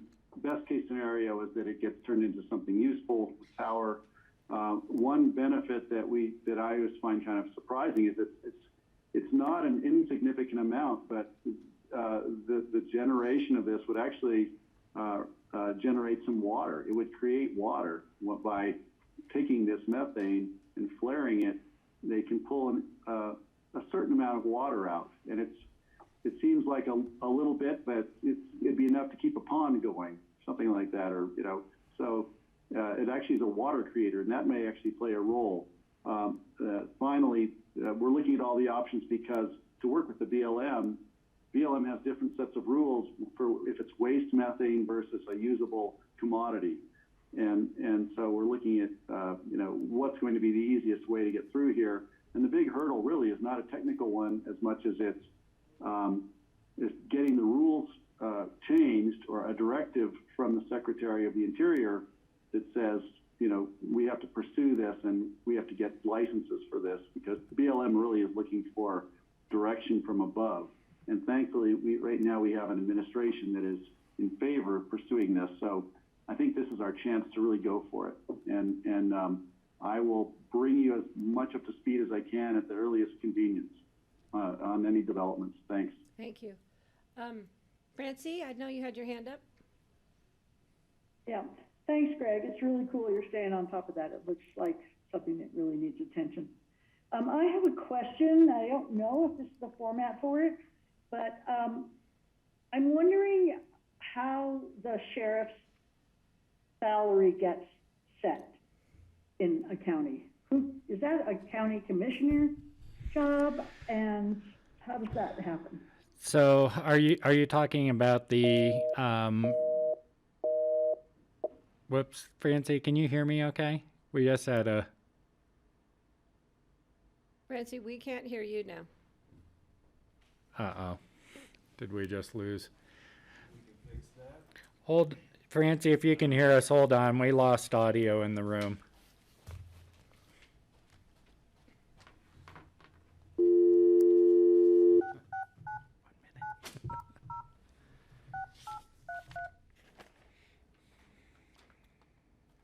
Did anybody get the FEMA test today? FEMA was doing a national. Welcome to Zoom. Nationwide Enter your test. meeting ID followed by pound.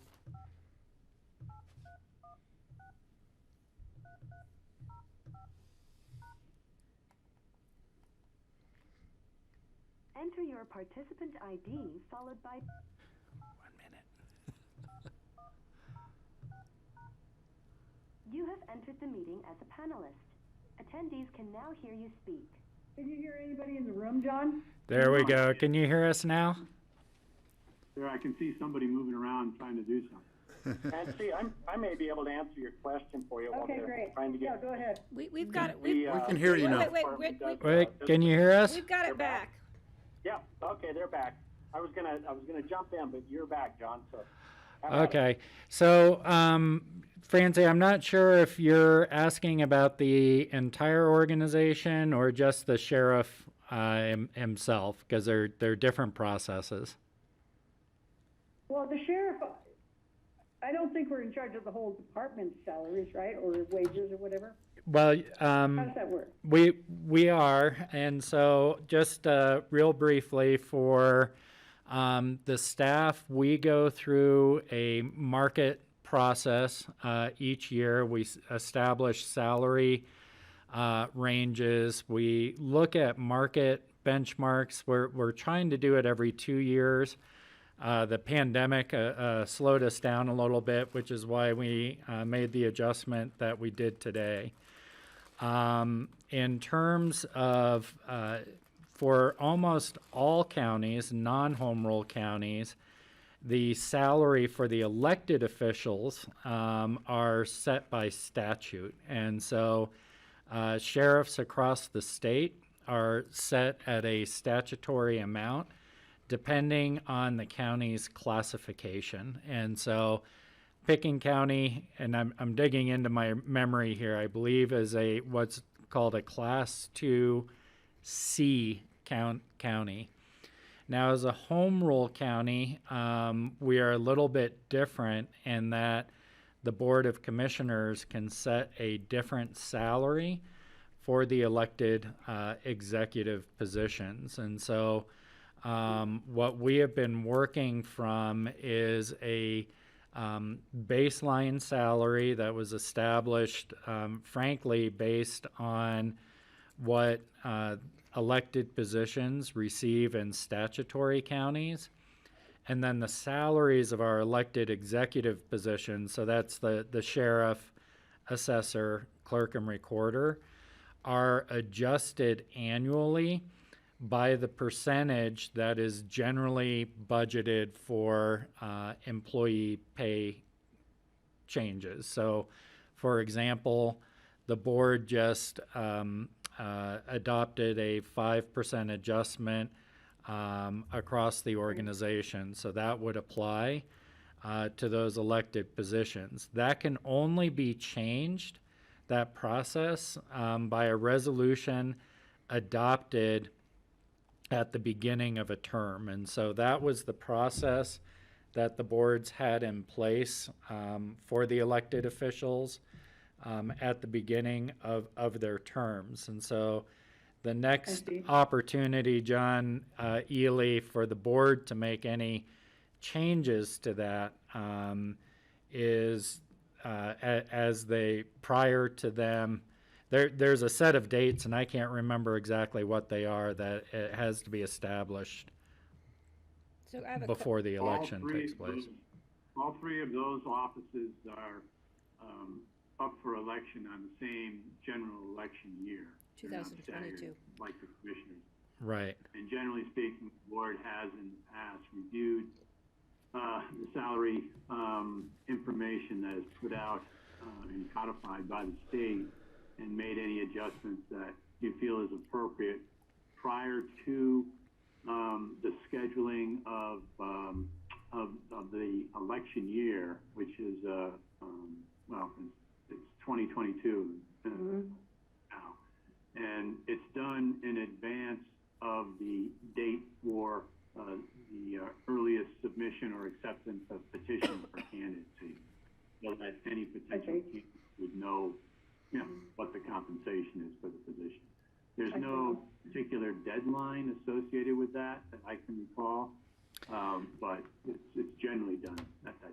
Yeah, and John, I thought there was a deadline prior to either announcements or the ballots being set, that there's something in there, and I don't know if that just applies to statutory. We'd need to look at that. Well, there is some deadline, I think. I think we need to clarify. Francie, were you asking about elected official salaries or staff in the sheriff's department? I was asking about elected officials, and the reason that I was asking is that it's come to my attention, maybe erroneously, but that the Aspen chief of police makes more than our sheriff, and so I wanted us to look at that. I'd just like us to look at that in whatever way is legal for us to look at it. Yeah, so that is generally true, that police chiefs have a higher salary because of the statutory basis for sheriffs. And so when the board has, I think, looked at this in the past, they've looked at the statutory sheriff's salary and then made adjustments for high cost of living. But that has traditionally put the pay for those positions behind their counterparts in municipalities. And I think that'd be true for the clerk also. Municipality, it's not like being the chief of police of Chicago or New York compared to the sheriff of Dade County. Yeah. That's, that's the way I see it. So if at some point we could maybe figure out a way to talk about this and see if we could make what I think would be an appropriate adjustment given the scope of the duties of the two different positions. So this either late summer or fall, whenever that deadline, and there is a timeline that you have to consider these by. We would be bringing those salary considerations forward for the board for the next 4-year term.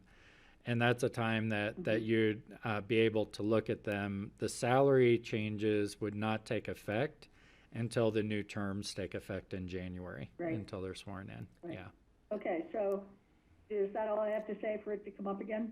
Well, no, we need to see if it's supported by the board for it to come up again. So if we want to put this discussion on a work session at some point. Well, just so for clarification, the board has to establish these salaries for the elected officials No, prior but to I'm their just term. talking the discussion we're going to have. But the nature of the discussion is up to the board. Yeah. I myself, I don't have a problem discussing it. I'm not sure I support it.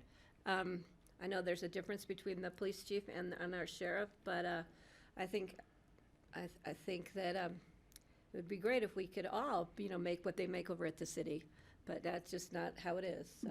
So, is the board supportive of bringing it back on a discussion? We can add it to our very long list of work session items to discuss. I don't think there's any urgency because we can't do anything until 2022, right?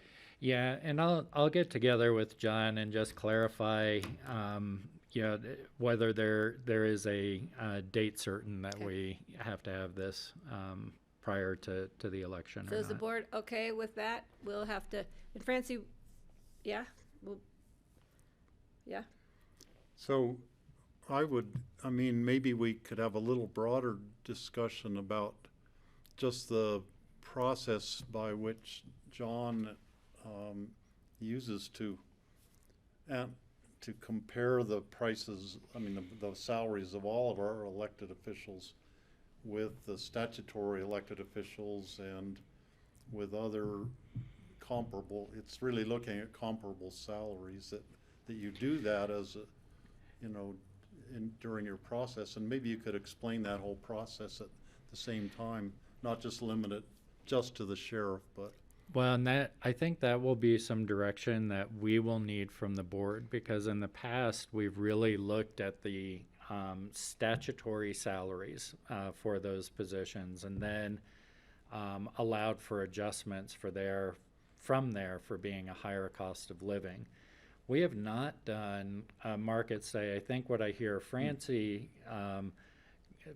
concern being is that we have not compared like the police chief salaries, and we haven't done the same market benchmarking that we've done for our civil service employees. And I think if I'm hearing Francie right, that's kind of what the data she's interested in seeing. So if there's a police chief in some of these organizations, which there wouldn't be, there'd either be a sheriff or a police chief, depending on whether it's a municipality or a county. We haven't brought that data forward, but we could definitely bring that we data need to, we forward. need to keep in mind and be considerate of staff time. Because I'm just going through this with Northwest COG. It takes a lot of staff time to do wage comparisons. It's a lot of research. So I think maybe, John, we need to see if the board wants to pursue that before we task staff, so we can find out if the board supports it. And then, because I know staff has been busy looking at catching us up from the pandemic year where we didn't look at data surveys, wage surveys, so. Yeah, and we will be bringing that information back to the board during Yeah. budget. Yeah, because it can be very arduous to gather all this information for staff. We have only, I think, one person in Human Resources that's been doing that, so we'll have to, let's have a discussion and get direction. Patty, just out of curiosity, has Northwest COG done that comparison? Not with elected positions, because we're just looking at Northwest COG staff. Staff, okay, okay.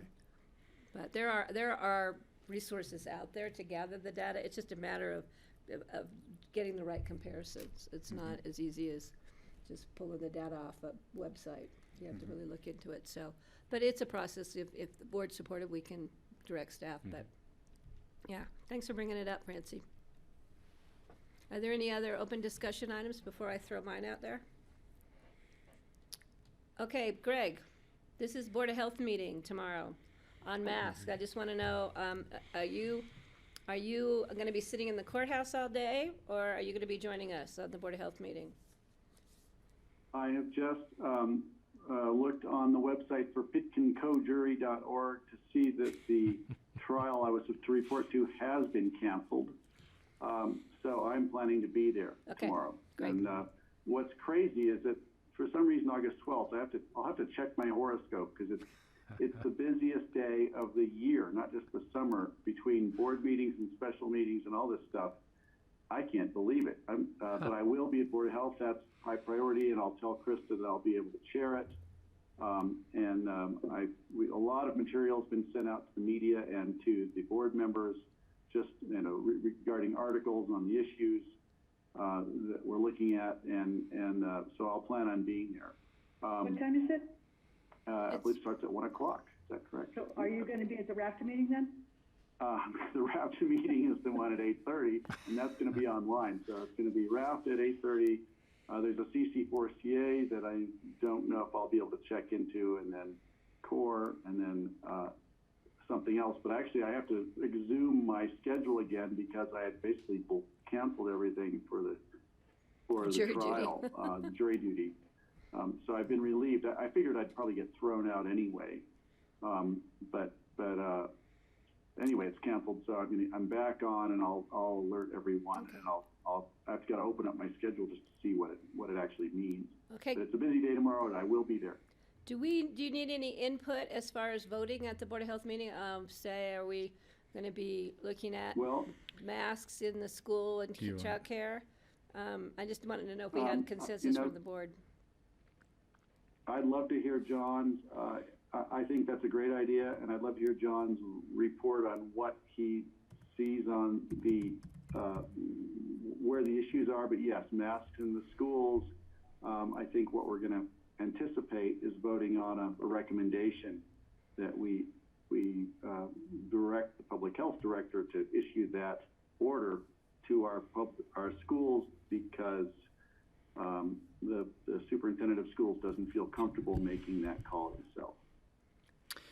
Yeah, so of note on the agenda for Thursday is the discussion about public health recommendations for back to school, really to align with CDC guidance on universal masking, with the idea that by doing so, it can reduce the need for quarantines. There were a lot of school days lost by students because of quarantine guidance and requirements.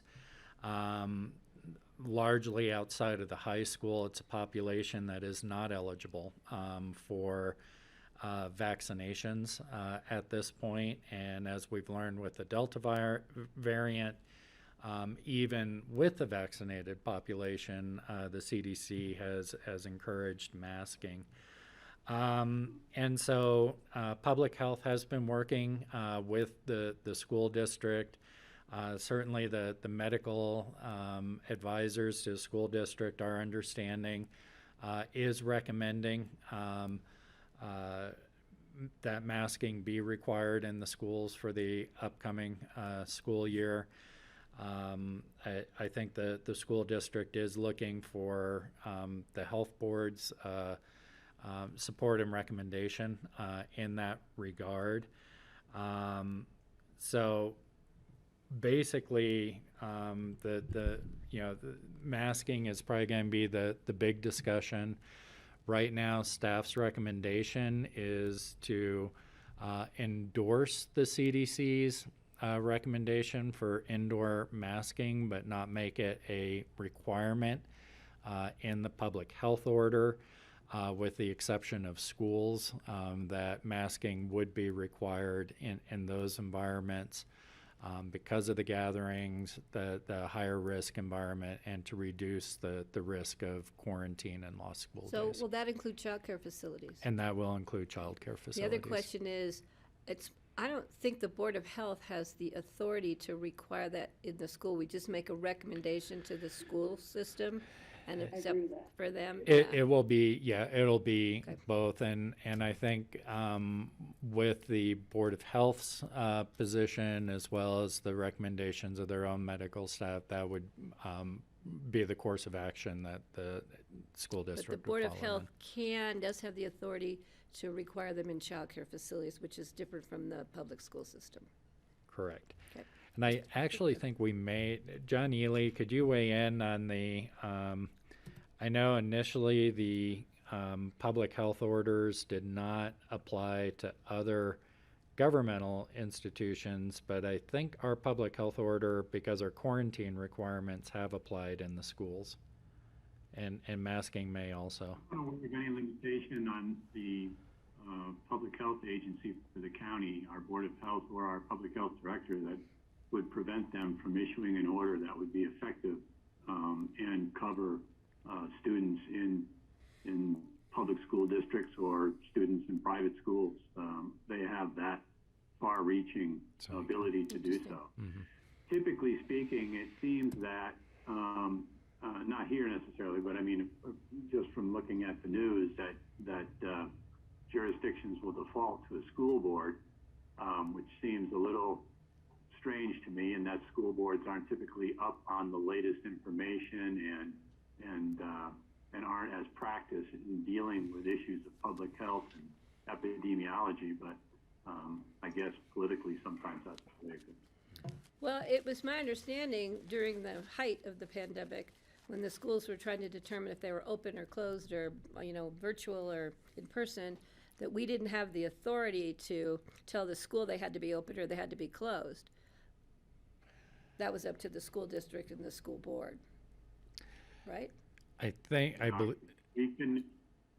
We could have shut down the courthouse, and we didn't do that either. We let that open for state judicial to develop and refine protocols for the conduct of judicial proceedings, for example. So, we did defer in those types of instances during the heat of the pandemic. But like I said, I'm not aware of any limitation on it. Yeah, it was my understanding that we didn't have the authority to close the school or open the school. I didn't know we deferred that authority to the school district, but I thought the operations at the school itself were not up to the Board of Health. And but- John, if I remember correctly, that was part of the state's public health order, and I wonder if that preempted us. The state, well, typically speaking, the more stringent requirement will control. Mm-hmm. So, in other words, the local public health agency isn't necessarily preempted from dealing with school districts because the state CDPHE or the governor's office or some other agency has dealt with it. It's just typically the more stringent regulations regulation is the one that has to be adhered to. Right. We did, and Patty, I'm remembering something similar. I think but I'm not remembering the exact issue. I do know we were very hesitant to recommend or direct on school learning models versus advising on the public health. So we tried to keep those boundaries because we're not. Just like the school board is not an expert in public health, we're not experts in education, and we're trying to respect those boundaries I so thought that. it was more legal. But it may have. I'm remembering something in that conversation too, but we need to go back and Because research I'd been it. contacted so much during the height of the pandemic from people who wanted the schools open with, no restrictions, and I said it was really up to the school system and the school boards, the superintendent, not up to the Board of Health. And that may have just been Yeah. a result of our public health Yeah. orders and how those Okay. are structured because we wanted the schools to be able to make I those was led calls. to believe that it was more formal than that. Yeah, Yeah, have to go but back. anyway, be that as it may. Clarify, Go ahead, Greg. if the public health director makes a pronouncement, issues an order for the entire community, I was going under the impression that's the order that stands, and that the school board can't counter that, nor could anyone else for that matter. That's certainly my understanding, and I guess from this dialogue, I'll make sure that I take a look at it again before tomorrow afternoon. But Thank you. that's my understanding. Because I don't want to, put our nose in somebody's business when our nose isn't allowed to go there. Okay, Greg, thanks. I just wanted to clear So up. Patty, your question was, what input would the board like to give me before I go to this meeting? And I'm going to be chairing it, and unless some work has been done where our co-chair has already taken on the burden, and it wouldn't make sense. I'm planning to chair it tomorrow. Okay. But I'll relay. I'll form my opinion and my vote based on what I hear from my board here. Does the board have any position as far as the directions to recommend to the school district that it's across the board for wearing masks at the public school and private schools in the community and childcare? And John's have to eating the hand these out. cupcakes. I'm Francie, gonna- please, and then Steve. Cupcake. Would it include the high school, or are we just talking about unvaccinated ages? What are we talking about here? Everybody. It's across the board. Teachers, staff, cleanings, everybody in the school system. That's the CDC, I believe CDC's recommendation at this time. So the data that I am seeing in reports is that the Delta variant is affecting school-age children much more heavily than the earlier variants, and it's spreading much more easily amongst them. We are in the midst of the whole country basically is in a red zone right now, and I think it would, reinstating indoor masking orders is probably a wise thing to do right now. And I hate to have little kids have to wear masks, but if it keeps them from getting sick, if that's what people have to do, because we can't vaccinate the ones under age 12, so that's not possible right now. So I think at least the kids under the age 12 or anyone in the same school should be wearing a mask at the bare minimum. Perhaps high schoolers who have the option of getting vaccinated, maybe they would go by a different set of rules. I think it needs to be across the board. Yeah. The staff's recommendation is going to be to go with the CDC guidance, and that regardless of vaccination status, that indoor masks be required In the schools. in the schools. Right. And childcare. Yeah. Francie, did you have a comment? I'll vote to support that, FYI, just so y'all know. Francie, are you on board with that, or do you seem to have some concerns? Well, I do. we make students be vaccinated for all kinds of things in order to attend school, unless they have personal or religious exemptions. And so I don't know why we're not pursuing that path instead of masks. I would rather go that direction and say, well, it's been proven to be pretty darn safe. There's never been 180 million guinea pigs before for a test, and I know it hasn't been very long, but anyway, I'm just wondering why we're not going that direction, because for the middle school and the high school, it could just take away so many concerns and possibly take away masks and let them live more normal lives. And so I hope that will be discussed at least at the meeting. So Francie, The reality of this call by the Board of Health and the school district may actually incentivize people to get vaccinated if they can. But not if they have to wear a mask anyway. well, Well, so If I you're could, 16 years old. yeah, so the vaccines, are available, at least Pfizer is available for ages 12 and up. There's not been an emergency use authorization for younger children, so that impacts the elementary and middle schools. Unfortunately, we are seeing more breakthrough cases,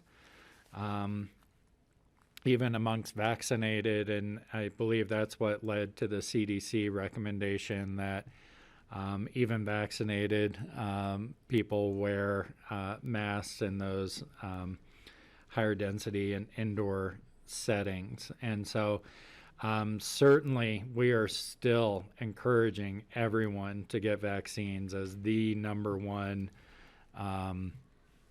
mitigation measure, especially for serious illness related to COVID.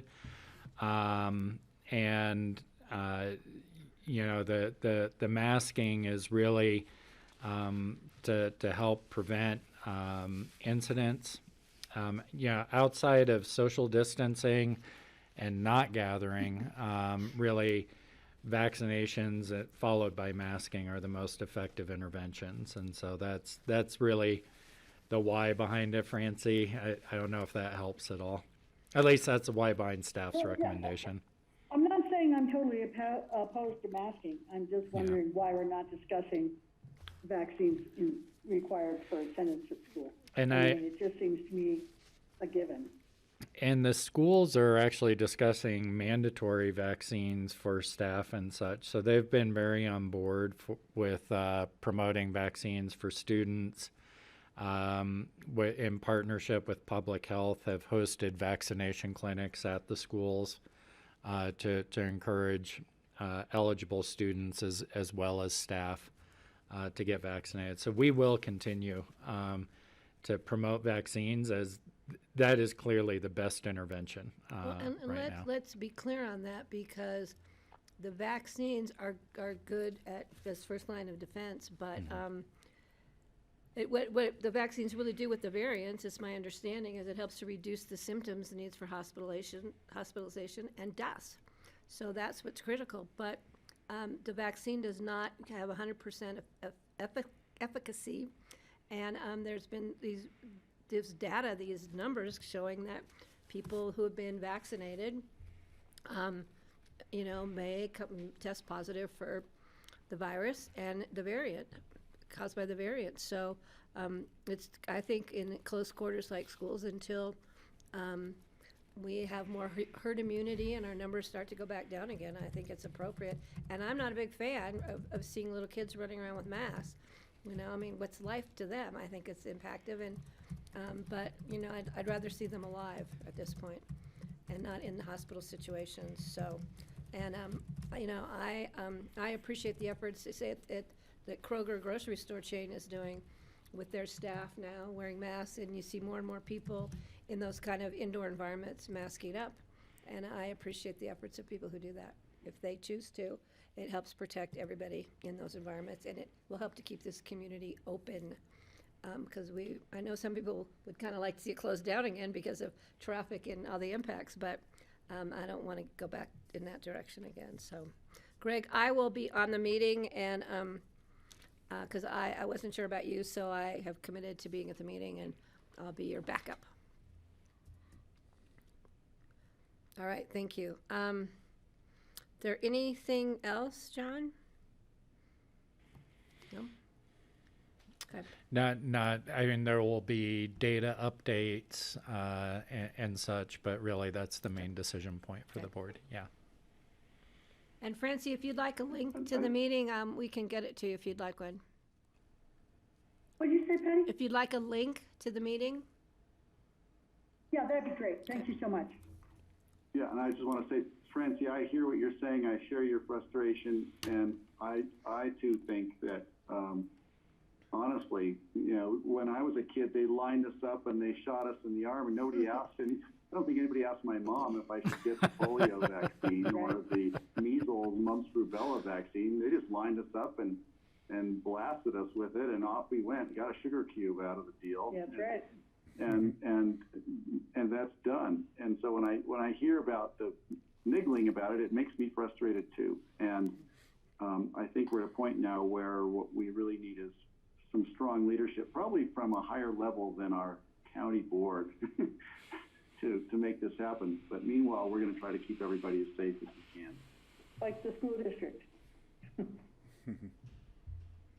Okay, anything else, guys? Or shall I call for a motion to adjourn?